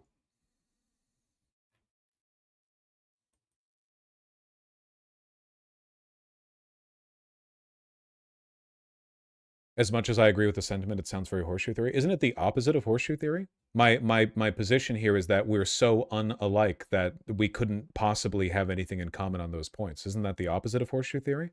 Horseshoe theory would be that I think there are people on the left who are like that. The right says the same thing. Sure, yeah, there are people who tell the truth and there are people who lie. What is that? How's that novel? You say the right is bad. Well, the right says you're bad. How can we tell the difference? Well, empirically, we're different in many demonstrable ways.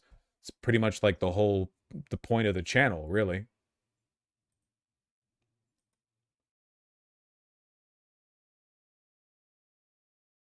No, it's that your rhetoric reflects theirs in the opposite direction. It doesn't, though. There are no right-wingers who talk like me, and there are no left-wingers who talk like this. That's a fact. Well, it's an overstatement. There are a lot of people on Earth.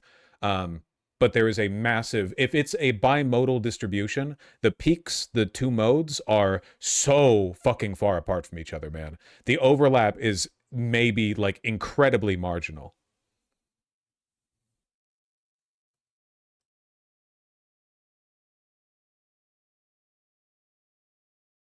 Do you believe ostracism will work? We're talking about 30% of the population here. For one, yes. And for two, we're not talking about 30%. Like 30%, that's all Republicans. I'm talking about this specific kind of Republican. We're talking at most 5 to 10% of the population. And even that, I think, is a huge overstatement. I mean, the part where they're not like us and are beneath us. Dennis the Peasant, I'm sorry, but this is just low IQ, and I'm tired of dealing with it. This is like the uninformed centrism that has limited the left and liberals for a long time. I think that if you go outside and you observe the world and you learn what's going on in this country, it is very, very, very evident, empirically evident, you'd have to be delusional not to think it, that we are in fact different and they are in fact worse than us. The fact that they say the same is immaterial. I'm not asking you to tell me what they say. They lie. I'm asking you what's real. And what's real is that they're different than us and worse than us. It's just a fact. It's demonstrable. It's, you see, there's like a million lines you can take on this. If you want to engage in this nihilistic, postmodern, well, all that matters is the perspective, all that matters is the narrative. Well, I disagree. I think there's an empirical reality that we can appeal to that proves there's a difference. I'm just saying the rhetoric is mirrored. No, it's not. Because if the rhetoric was mirrored, there would have to be... The rhetoric isn't... Like, this is like saying the rhetoric is mirrored when Jews say that the Nazis conducted a Holocaust because the Nazis say the Jews attempted to destroy Germany. Like, you could say this about anything. They just lie. It's meaningless. You say they're bad, they say you're bad. Also, the rhetoric isn't even reflected, again, because there's no reflect to this rhetoric, right? For the most part, people on the right are aware of the fact that they're all liars, you know? Certainly people who are this far gone. They know that they're compromised. Like, they understand that they're not trying to build a better world or improve anything for anyone. They know that they're lashing out. They just don't know what else to do. It's the only thing they have. Can you imagine the mental whiplash, the, like, psychic damage you would incur if you had to reconcile with the fact, all of a sudden, that you are as wrong as you are, if you were one of these guys? Like, imagine one of these days you recognize, like, you've been lying the whole time and you know it, and one day you slow down and you're like, this isn't fun for me anymore. I'm now going to have to reconcile with everything I've done and said. I think that for a lot of these guys, they would literally rather die. Like, the amount of psychological inertia carrying them forward, the weight of what they've done and said, for them to have to then look back and reconcile and deal with the fact that the whole time they were knowingly lying, right? I think a lot of them would probably take their life before they could do that. Assuming they even can.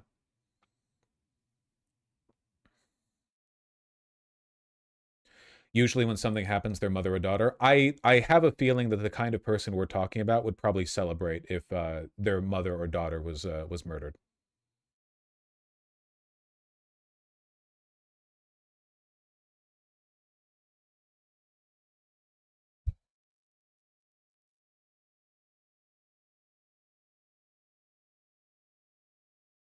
Probably not their daughter. Okay, maybe not their daughter. Yeah, these people don't have kids. What are you talking about?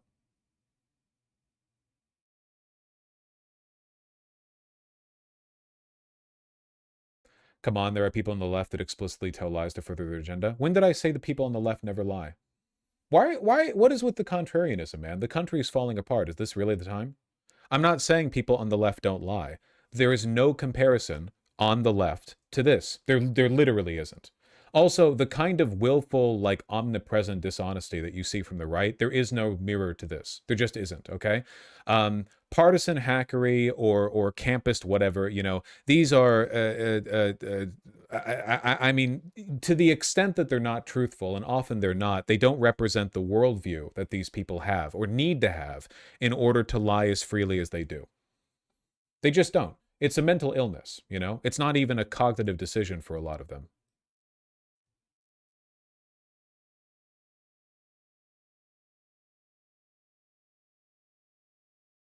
Vosh in Japan, they execute you if you annoy the streamer like this. Oh man, maybe I will move over there. Masaigu, you feed me so much wisdom.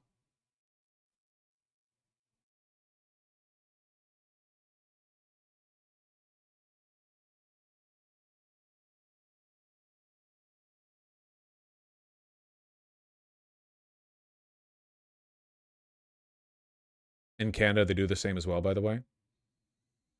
No, they don't. That's not true. I saw you the first time you linked that, Maddie Cam. I can, in fact, use my eyes to see what you link. You don't need to assist me.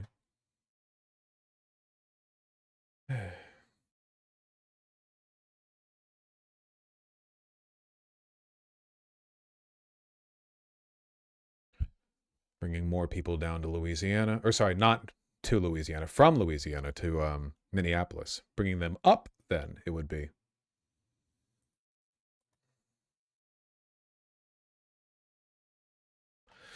We are going to do something on Greenland whether they like it or not.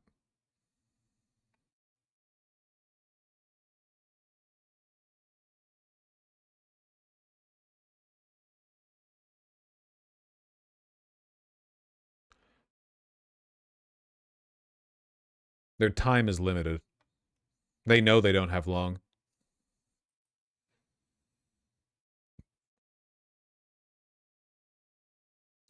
How long until Minnesota has Renee Good too?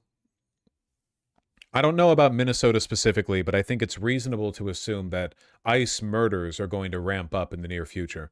People are going to get more agitated around them, and ICE is going to get a lot more defensive.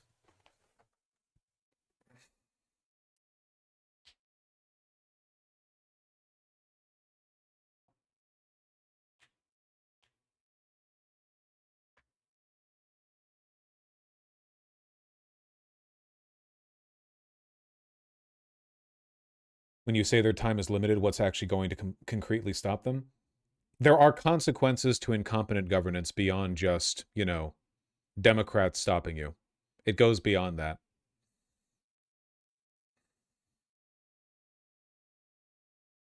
Trump clip of him saying Denmark has no claim to Greenland. Yeah. He loves to talk. He's been wanting Greenland for a while now. We'll see. I still...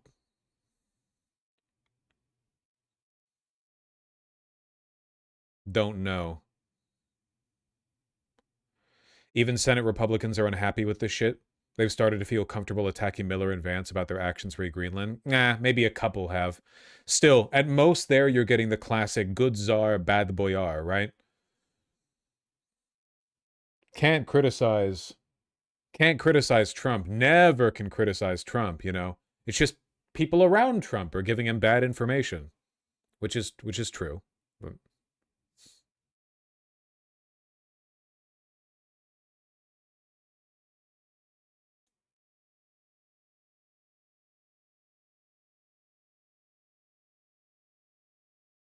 Midterms won't be canceled. I don't think they could get away with it.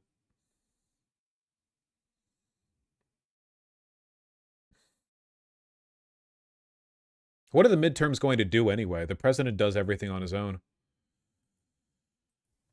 It's not like Congress seems to be necessary.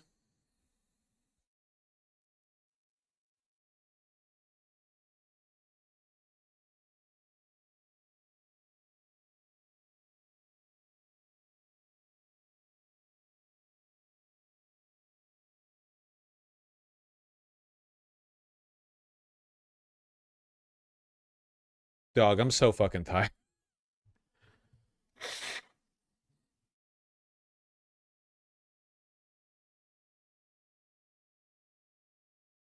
I mean, I'm also not getting much sleep.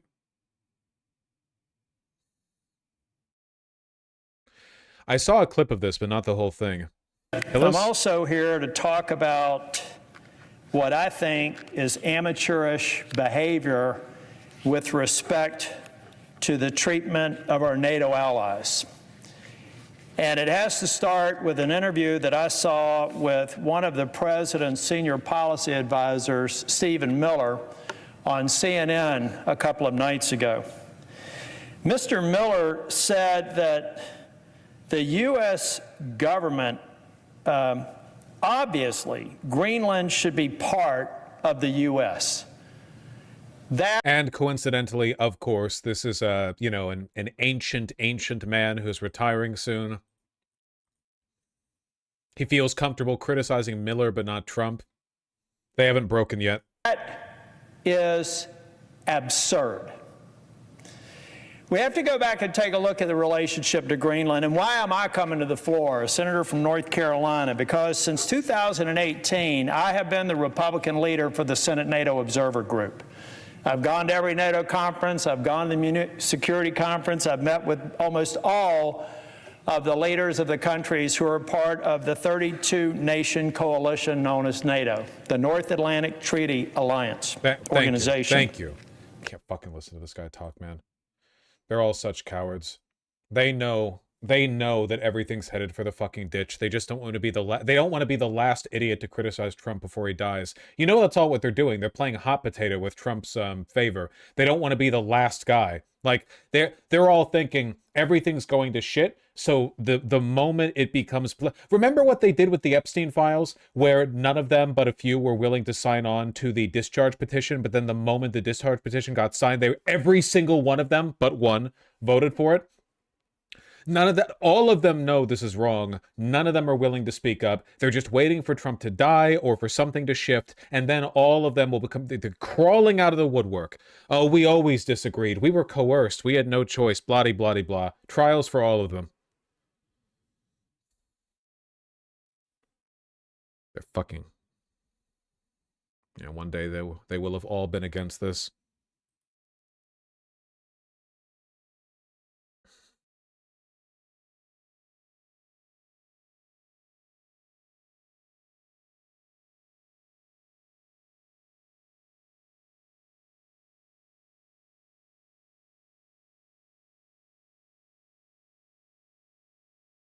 Why does CNN post so little?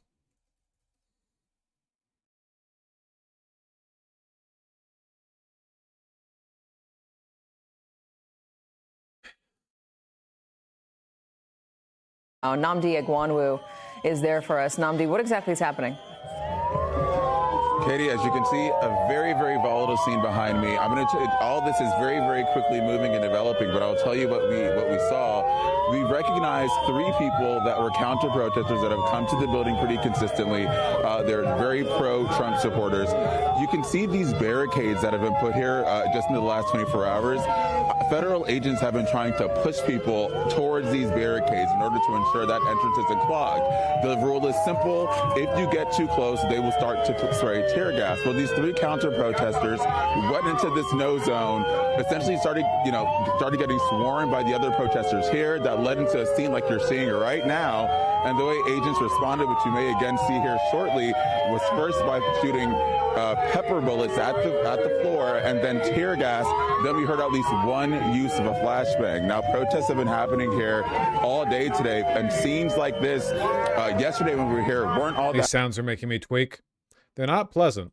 Common, but have been where Renee Good was shot and killed by an immigration officer on Wednesday morning has grown larger and larger. We've been coming back to this scene periodically throughout the last 2 days, and there's been every single time a large gathering of community members. Late last night, through the rain, through the sleet, through the snow, thousands of people still here chanting.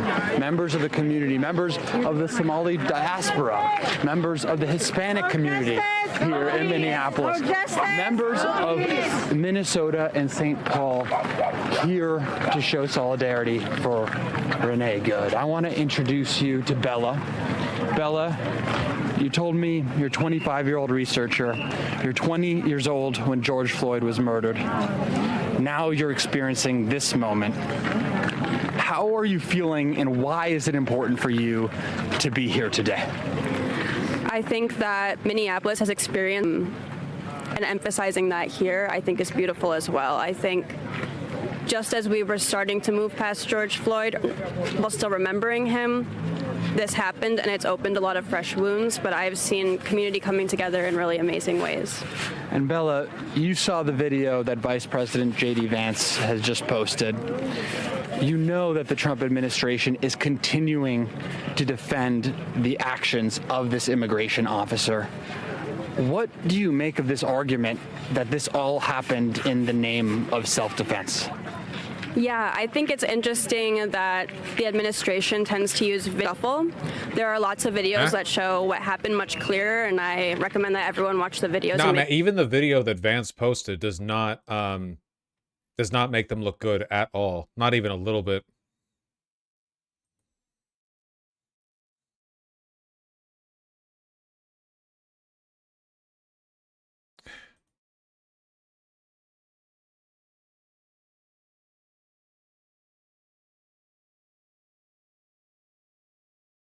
I'm so fucking out of it. Hello, friends.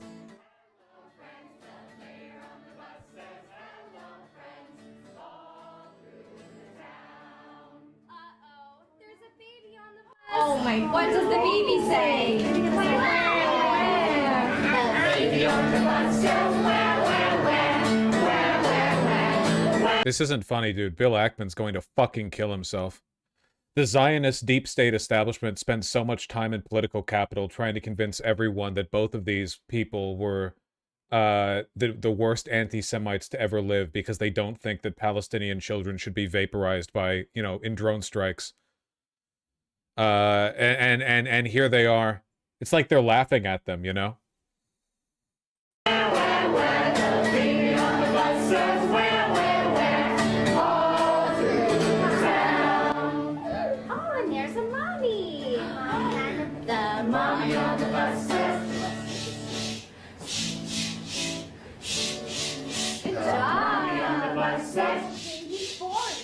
All through the town. And there's the daddy. The daddy on the bus says, Stay in your lane, Ackman. I love you. I love you. I love you. The daddy on the bus says, I love you. All right. New York City is like the only place where anything is getting even a little bit better right now.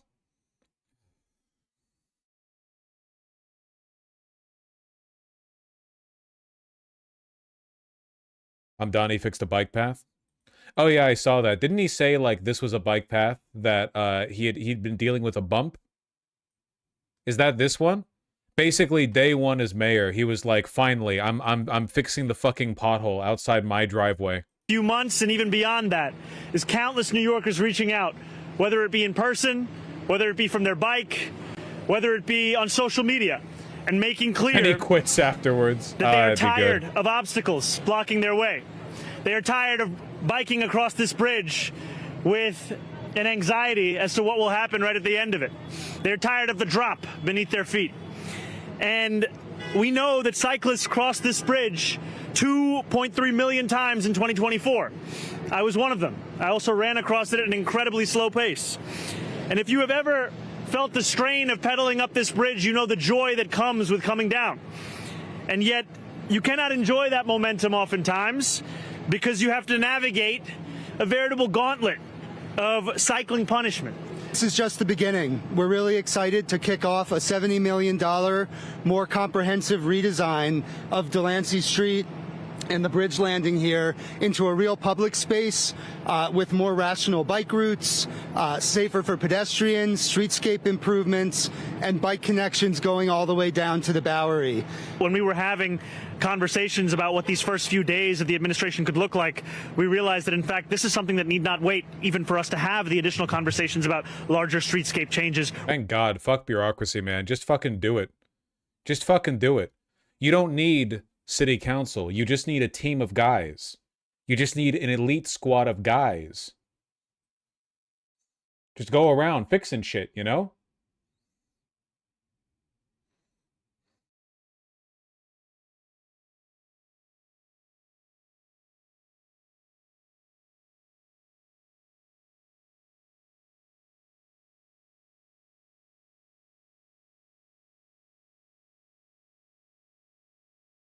Then who will pay the consultants?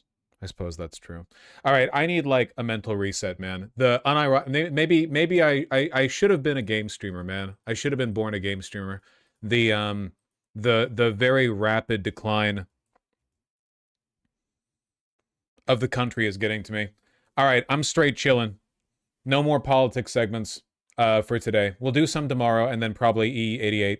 But right now we're fucking straight chilling, okay?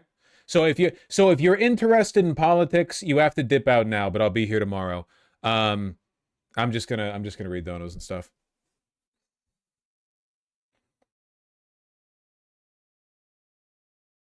Why are you saying E88? You know. Have you played Stray yet? No, I have no interest in Stray. And dip out? Yeah, typically at some point streams do have to end, you know? Have you considered taking 5 minutes and doing some stretches midstream? No, unfortunately, that's like 2,000 viewers lost right there. That being said, I would definitely benefit from that shit Because you should take like a 5-minute stretching break every 2 hours in a seat, at least. You gonna play Pathologic 3? Yeah, but I'm not gonna play it on stream. Pathologic is not a good stream game. Pathologic might be an okay stream game if I was like Joseph Anderson and I had an audience of people who were really, really used to narrative experiences. But for you guys, I don't think so. Okay. Oh, yeah.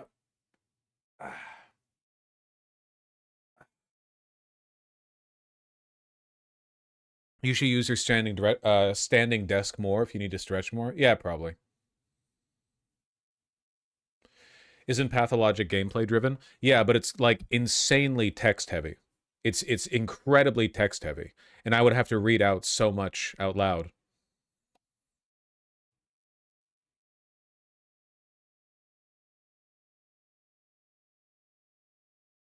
Half of it is reading? More than half of it.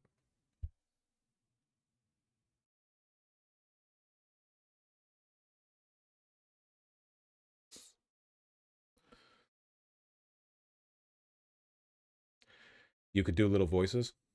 I don't think you understand what the volume of text we're talking about is. 1 second. I've got like a cat here in my eye.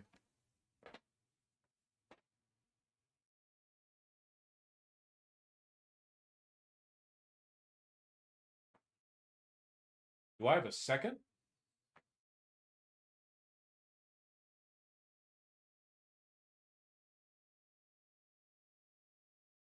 Dude, I just looked at myself up close in the mirror.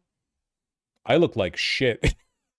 Does that come across on camera? Do I look like shit on camera? I look like shit, man. I look like a haggard, like my eyes look sunken. You look pale. It does? Thank you, Thana.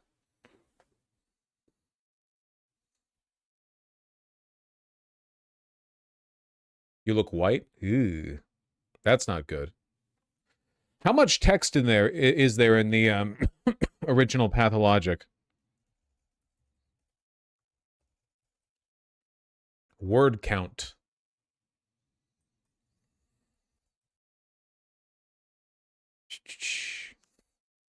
Pathologic 2's Haruspex route boasts around 220,000 words.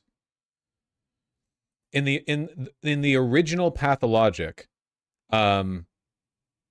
dialogue around 358,000 words in the original Russian. Jesus Christ. 423,000 words in English for the PCHD database. Entire book? I'm pretty sure that's more than a lot of books, right? Word count, Harry Potter, Philosopher's Stone. I really have no idea. 77,000 words. Okay, so it would be like reading out 3 of the first Harry Potter books. Come on, that's a kid's book. I was just trying to think of something I figured most people watching it read.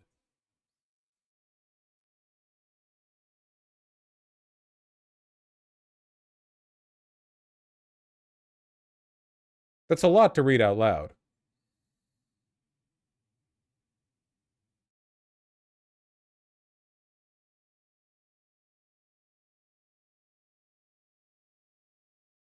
Pathologic When We Cry.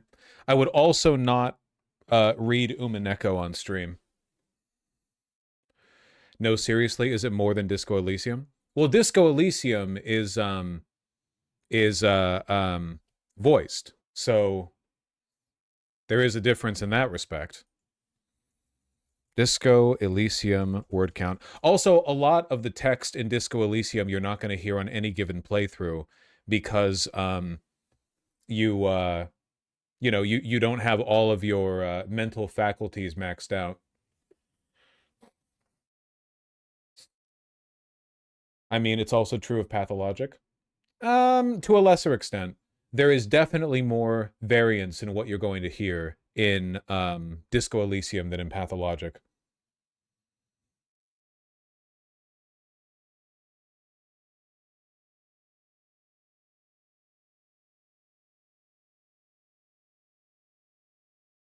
Which game do you think is better? Fuck, I don't know. I don't know. Don't ask me that. Probably Disco Elysium. But Pathologic 2 is much better than Pathologic 1.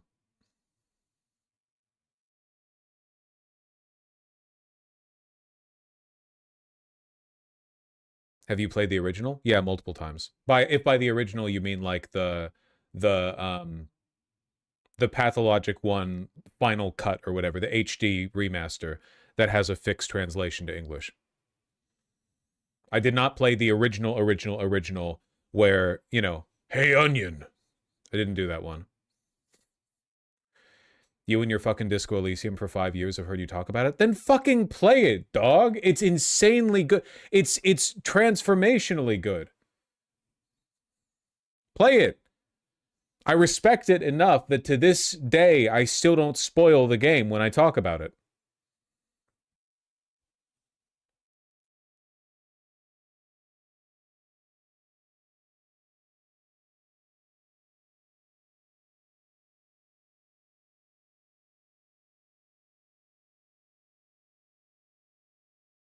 I need to go splash some water on my fucking face, man.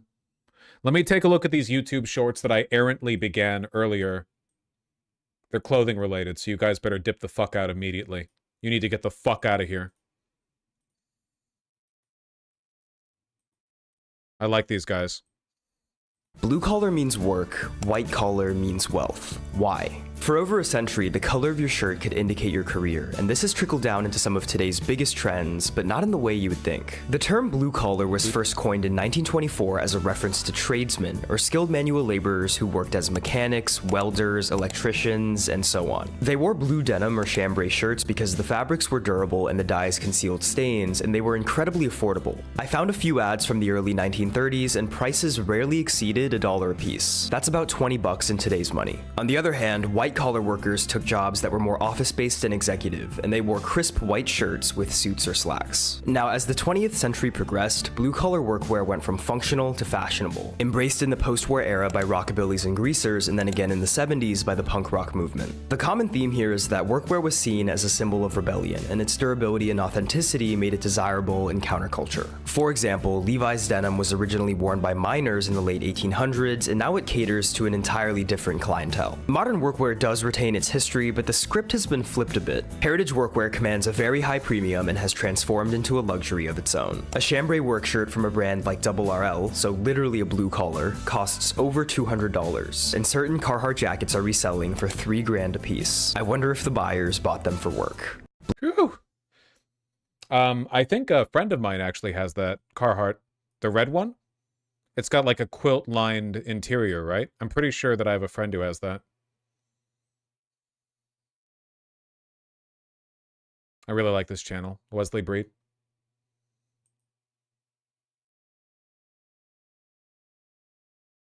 Let's go for a rainy car spotting run in Altadena, California. Less than half a mile in, I came across this bright red Mercedes 2. He likes cars. I don't really know much about cars, but I'm glad he's having fun.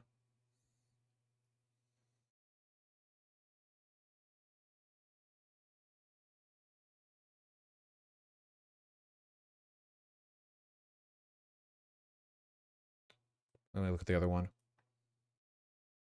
All right, y'all, it's finally happening. The RRL Spring 2026 catalog just dropped, and it looks like we're getting a whole line dedicated to Western wear and ranch wear. We have simply never been more back. Now, as you can see, as great as this catalog looks, it does still leave some to be desired in the sense of we're not getting solo shots of the pieces. And in addition to not getting those solo pieces, almost the entire catalog is in black and gray photo, so we're not even really able to see the colors of some of these items yet.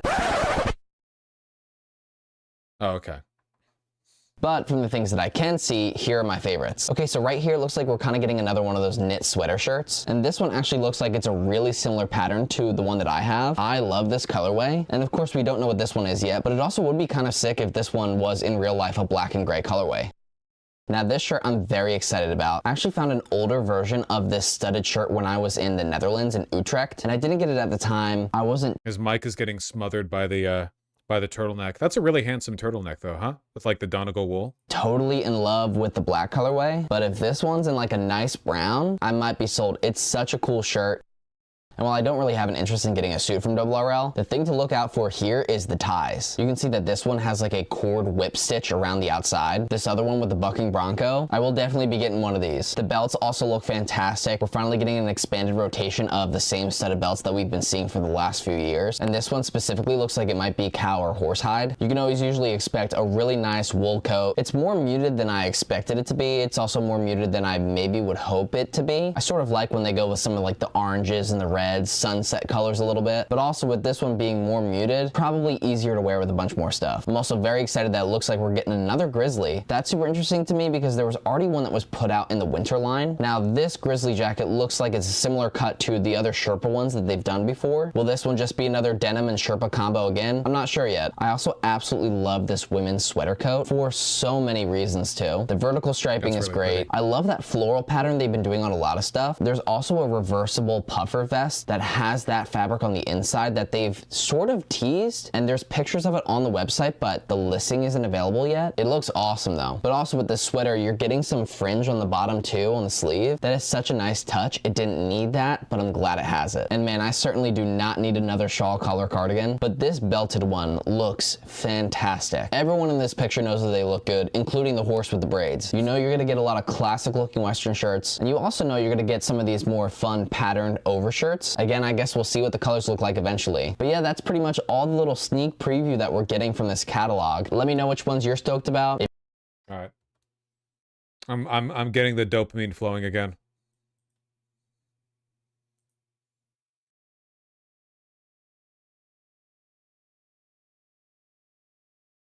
I'm not buying any clothing right now though. I'm on a bit of a hiatus. Shouldn't do that while you're doing body comp shit.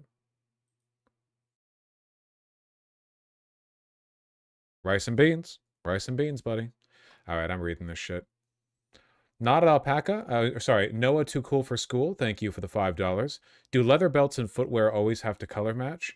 I want burgundy boat shoes and olive boots. Do they need an accompanying belt, or for me to go beltless? No, it's not a rule that the belt and the shoes have to match. It's just like a rule of thumb, really. You know, it tends to work. But for stuff like that, especially if you're going with boat shoes, I think a lot of people would probably just stick to beltless if you're going for a lighter outfit. But I've seen people who look really good with like tan cowboy boots and a black belt. You know, it's really just about how well you pull it off in the outfit, especially if you're going for higher contrast between your footwear and the rest of your fit. Rave Dubin, thank you for the tier 1 sub. Really appreciate that. Haven't been in chat for 3 months for my own mental sanity. Yeah. Wait, it's been significantly less enjoyable from feeling like there was a punitive homeowner culture. Rave Dubin, what do you mean by that? Rave Dubin, was a mod mean to you? Who was mean to you? Red Mag 3, thank you for the $5. Nessie, thank you for the $15. Really appreciate that. Thank you. Went to an anti-ICE protest. Felt better after standing in the snow screaming for an hour. Sadly found out the protest was organized by a tanky group. Yeah, somebody kept posting about that in chat. You know, who literally, like, who cares? Seriously, who cares? So they organized it. Whatever. You still went out there, you know? There's a very, very, very, very broad coalition of people who hate Trump, and you should, you know, kind of feel comfortable working within those ranges. Parpy, thank you for the tier 1 sub. We do have one of those. BBBBB, thank you for the $10. Would you consider putting a call for experienced police officers from your community interview? No, I don't really care. My problem with ICE isn't like they're following police procedure poorly, you know? That would be like a proceduralist complaint. They are, but that's not where the implication of that concern would be that ICE is merely very badly trained, when in reality my problem is that they're a Nazi mob, you know? I don't want to go after them on the wrong grounds. Super Abyss, thank you for the $10. I covered that the other day. Mr. Smitty, thank you for the tier 2 subs. Been a YouTube viewer for about 8 months, and I wish I would have found your content sooner, as I've learned a lot and have grown socially thanks to your advice. I'm really happy to hear that. Thank you. Thank you, thank you. That's very kind of you. Good things are possible, you know? I'm speaking of myself here. Good things are possible, parentheses, you can see nice stoner messages. Meow Pill, thank you for the $5. 30 days permaban, remove these chains and say that again. Take these chains off and say it again. Don Marionette, thank you for the $15. Really appreciate that. This is a bribe for you to play Deltarune. It's so good, please trust. I have played the first 2 chapters of Deltarune. I'll replay the whole thing on stream, okay? I promise you we'll do E33 soon. I kind of want to just get to the end of it, man, because so far nothing has happened in E33 that has captured my heart to the extent that it seems to have captured so many other people's. Like the story, whatever the story is building up to, whatever level of like you're actually playing as Gustav 3 or Gustav 4, not Gustav 2 or whatever. Like I have yet to see anything that's sort of evoked the level of engagement that so many others seem to care about. I can't talk at all today. Evoke the level of engagement others seem to care about. Literally, what the fuck am I talking about? I'm insane. I'm a madman. I need to go make some food.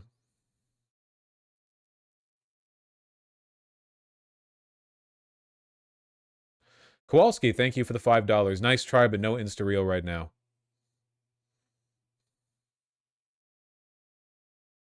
You weren't charmed by the Gestural Village? Dude, the Gestural Village sucked. It was massive and sprawling, and there were 500 NPCs to talk to, and 90% of them, their dialogue was just like an intern wrote it in 10 seconds. Like, it slowed the pacing.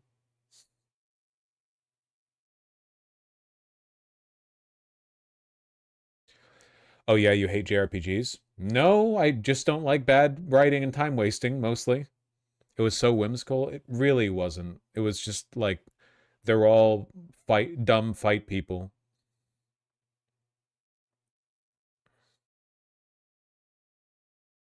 There wasn't anything organic happening in the town either. It's not like, it wasn't like you were entering fucking, you know, a vibrant city or whatever. Every NPC was just standing in their corner waiting for you to go up to talk to them so they could play act a couple lines at you.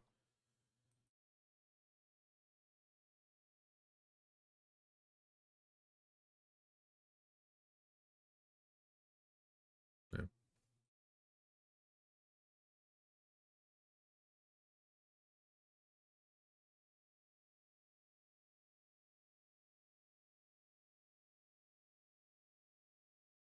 Yes, I've played Silksong. Multiple times now, at this point. Lamau, that's the quintessential JRPG NPC experience. I really don't think that's true. There are, like, good JRPGs, you know?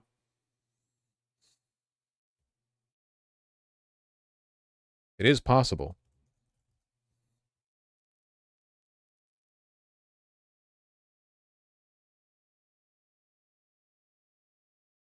Have Blue and 8-Bit Kiroro, thank you for the $2 both. With the $5, thank you, 8-Bit Kiroro. You and Paul Zigo need a rematch and no, he doesn't hate you. Ah, a weight off my heart. Good to know. Louis, thank you for the 2 $5 donos. The shooting happened in the parking lot of my former job. I was getting the news live from my ex-coworkers who had seen and heard it happen. Jesus. That's fucking scary. Find the proximity to this shit, you know? It's like climate change. Fascism is watching videos of police brutality on your phone until finally you're recording it from yours. Have Blue, thank you for the $5. Paloma Del Mar and Lukash Licata, thank you for the 5 both. Really appreciate that. Happy birthday, white boy Lukash. I hope you enjoyed it. Papug, thank you for the 25 PLN. Paloma Del Mar and Flopbingus Republic, thank you for the $2 both. Andrew Good, thank you for the $20. Emailed you synced new Renee footage. Heard you mention wanting to see that in another video. Thanks for all you do. Have a good one. I appreciate that. I have also said in other videos that I hate going through emails, though, so it kind of balances out in the end, doesn't it? Nah, I'm kidding. I appreciate it very much. Thank you. I'll take a look at it, okay? Thank you, thank you. Noah Crever, thank you for the $5. Yeah, I did see Philly law enforcement is threatening ICE with state charges, but again, for me, I have heard so much fucking, like, trust me, this time he's going down for sure, you know? That's how we all felt about the J6 committee. After January 6th, I thought, oh, Trump's done. Like, he overplayed his hand. J6 failed. He did not coup the government, and now Biden's in charge. And as much as liberals are dickless, like, oh my God, it's a layup, you know? It's a fucking layup. And then they didn't do anything. Every month we got drip-fed more information about the goddamn J6 committee, which I thought was going to be this big like info building lead up to a massive suite of charges brought against. That was my initial when they said J6, the J6 committee was going to be. Like when they described it, my understanding was like, oh, this is going to be like the show trial. They're going to accompany the formal charges with a big public display of everything that's going on in the court. Like the court proceedings will be, you know, not filmed, but in the public eye, this is what he's being gotten after for, right? But then that didn't happen. So for me, like, I need the charges. I need to see the charges, and I don't care until I see them. That is my line.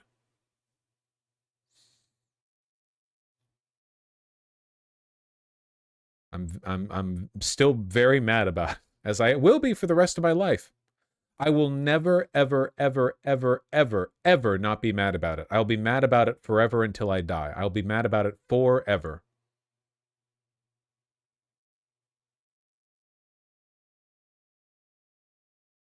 I will carry my hate with me. Oh.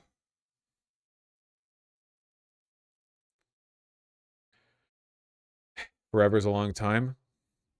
Let's be realistic here, okay? I've got 50, at most 60 years, and that's if I really shape up with the getting to eat some vegetables, okay? I can hate for that long at least.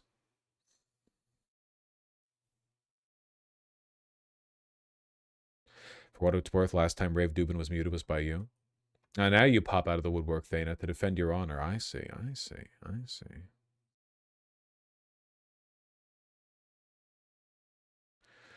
Who would want to live that long? I genuinely think that living into your 80s would be fine as long as you get Japanese with it, or Chinese or whatever. Like, the problem with getting really old is that in America, everyone's fat and unhealthy or whatever. So when you're 80, you're like a blob that's being kept alive via fluid injections and medicine. Whereas in Japan, it seems like they've mastered the art of squatting down and like moving around and stuff, even when you're old, so you're fine. Like, I know they also have healthcare and stuff, but I genuinely think that preserving mobility as you get older is a big part of it. It sounds so gay and so dumb, but I mean it. Every day now, whenever I need to, like, whenever I can, whenever I have time, I try to, like, do squats or stretches or whatever. I mean, like, for instance, it used to be that when I would pick up the cat food bowls to, like, rinse them out and fill them with food again or whatever, I would grab them like I do like this, you know, because that gets it up. But now I'm like, I do that. And it's like a tiny little thing, but I really do think that if I keep with that for my entire life, like in the long run, it's gonna add like so much mobility. You know what I mean? So much mobility to the because man, there are people in their like 40s or 50s who basically can't move around anymore. It's so fucking sad.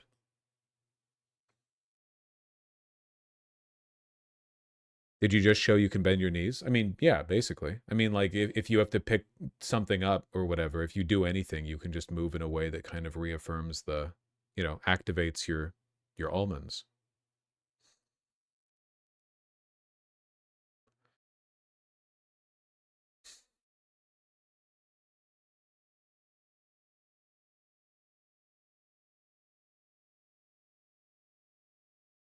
You should space your legs apart and reach down for the bowls without bending your knees. Why the fuck would I do? Oh, to be like the femboy. You know what I've learned, by the way? If your lower back hurts consistently, it's probably not because of your lower back on its own. It's probably because of your hip flexors. Like, people think my lower back hurts, so the problem is like my lower back is too weak or whatever. But in reality, your hips and your hamstrings are tight, so it pulls your body out of alignment, and your lower back has to bear more weight, you know? It's like you don't want to stand like this or whatever with I guess it doesn't really show because I'm wearing baggier pants. You don't want to stand. How do I describe it? with your like crotch forward and your butt out, I guess. You want to like align your, I don't know. I'm seeing myself in the OBS window and it's not showing at all, but I can feel a difference. I think maybe it'd be hard to like show the difference unless you were shirtless and like really skinny. I don't really know.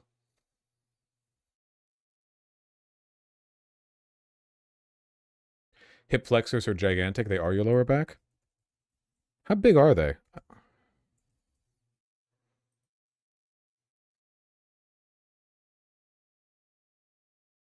Oh, okay. The hip flexor refers to like a large group of muscles. Yeah, it's not just one muscle.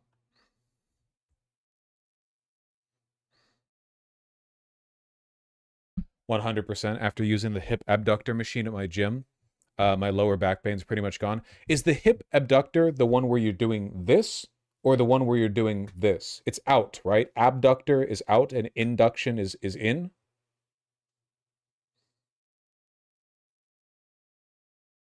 Okay, yeah. River looks so cute.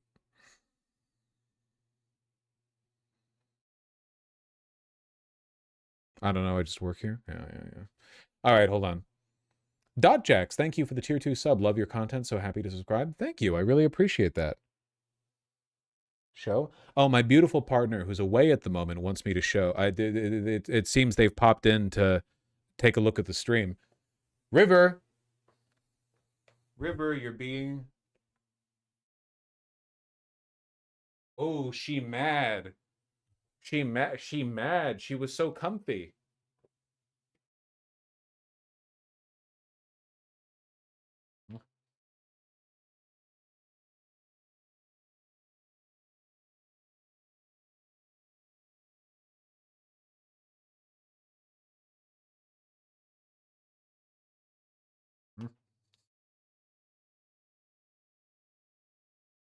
My love, any more instructions? I can see your texts.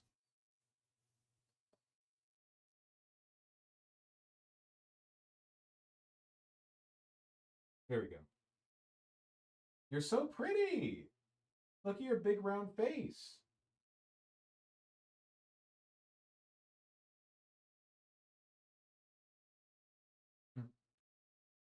Kiss on forehead. Okay. All right, get up there. The cost of not paying rent, River, it's that you have to get kisses sometimes.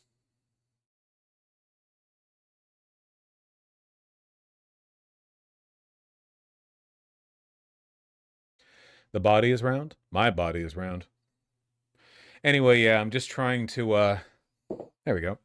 I'm just trying to, like, correct, because I've always had, at least ever since that deadlifting injury, I've had that lower back pain. I've also had this weird consistent pain right here at the inside of my left shoulder blade. I don't really know what to do with that. I don't know how to stretch the upper back that much. Kind of hurts when I lay on it, like on my side. That's the Fed probe. Oh. Bone spur. Oh, I laughed when I said bone spur and I spooked her. Oh, her tail puffed up from that? River. Wait, she's a poofy tail from that? River? Come on.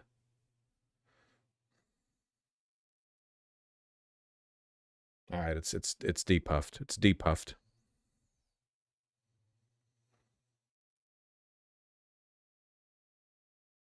A physiotherapist or an exercise like physiologist can help. Sure.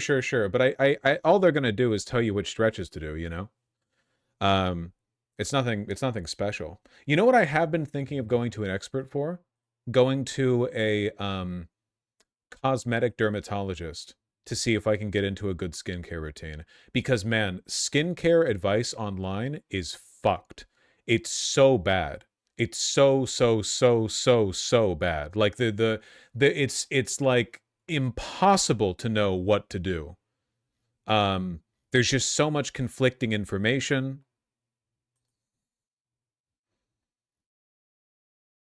Sunscreen is king. It's fine. I don't go outside.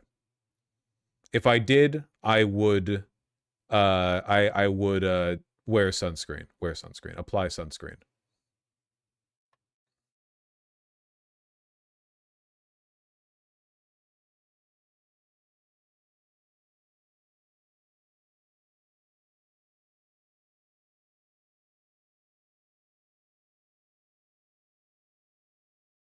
Any good skincare you could recommend? No. If I had good skincare advice, then how would I?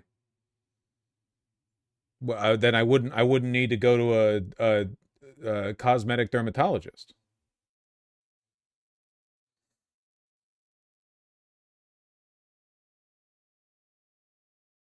There are plenty of good sources out there. Yeah, but how do you know what a good source is if you don't have the information, like, to begin with, you know?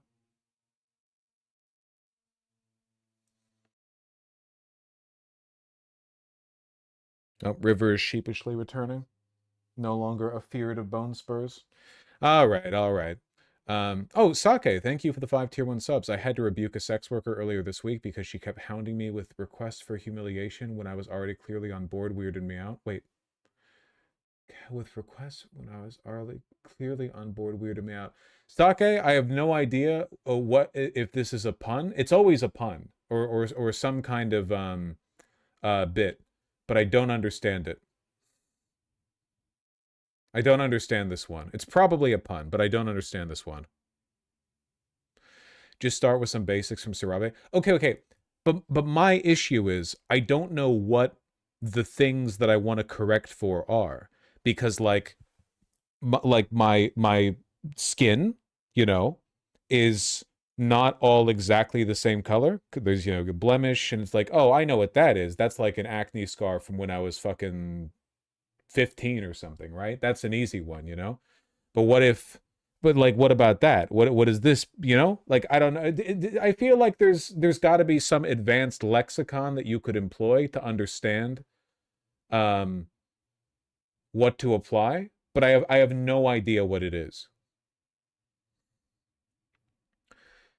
Collagen production. I hear collagen is good. I was just weirded out. It wasn't a bit.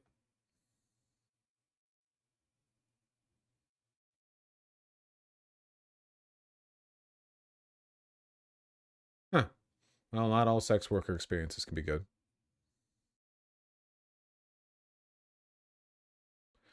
The Ordinary is very beginner friendly. It comes down to oily or dry skin. I don't think what I'm talking about really refers to oily or dry skin. I have no idea. Use an IPL machine, costs $500, and my skin blemishes and surgery scars are gone. What the fuck is an IPL machine? This is what I mean. Intense pulse light hair removal device.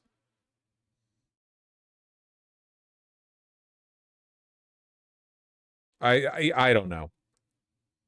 There's actually an extremely nice beautician place or esthetician place in Seattle, apparently. I looked at their stuff online, and their consult alone is $150, though that's deducted from the cost of whatever service you intend to go with after.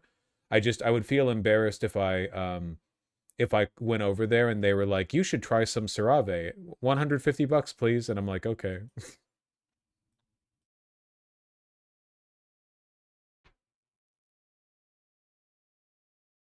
You get me.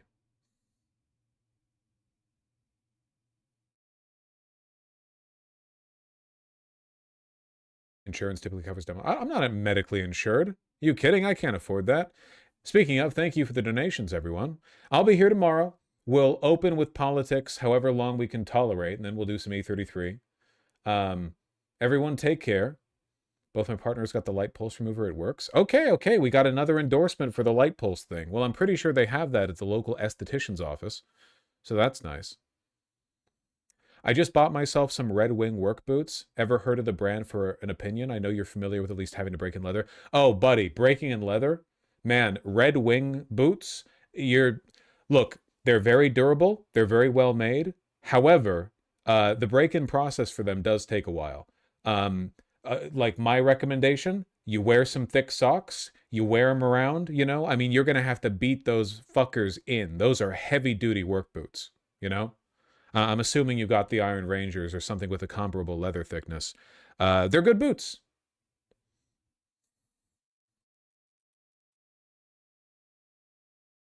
Do you guys have Doc Martens in America? Yes. Yes, we do.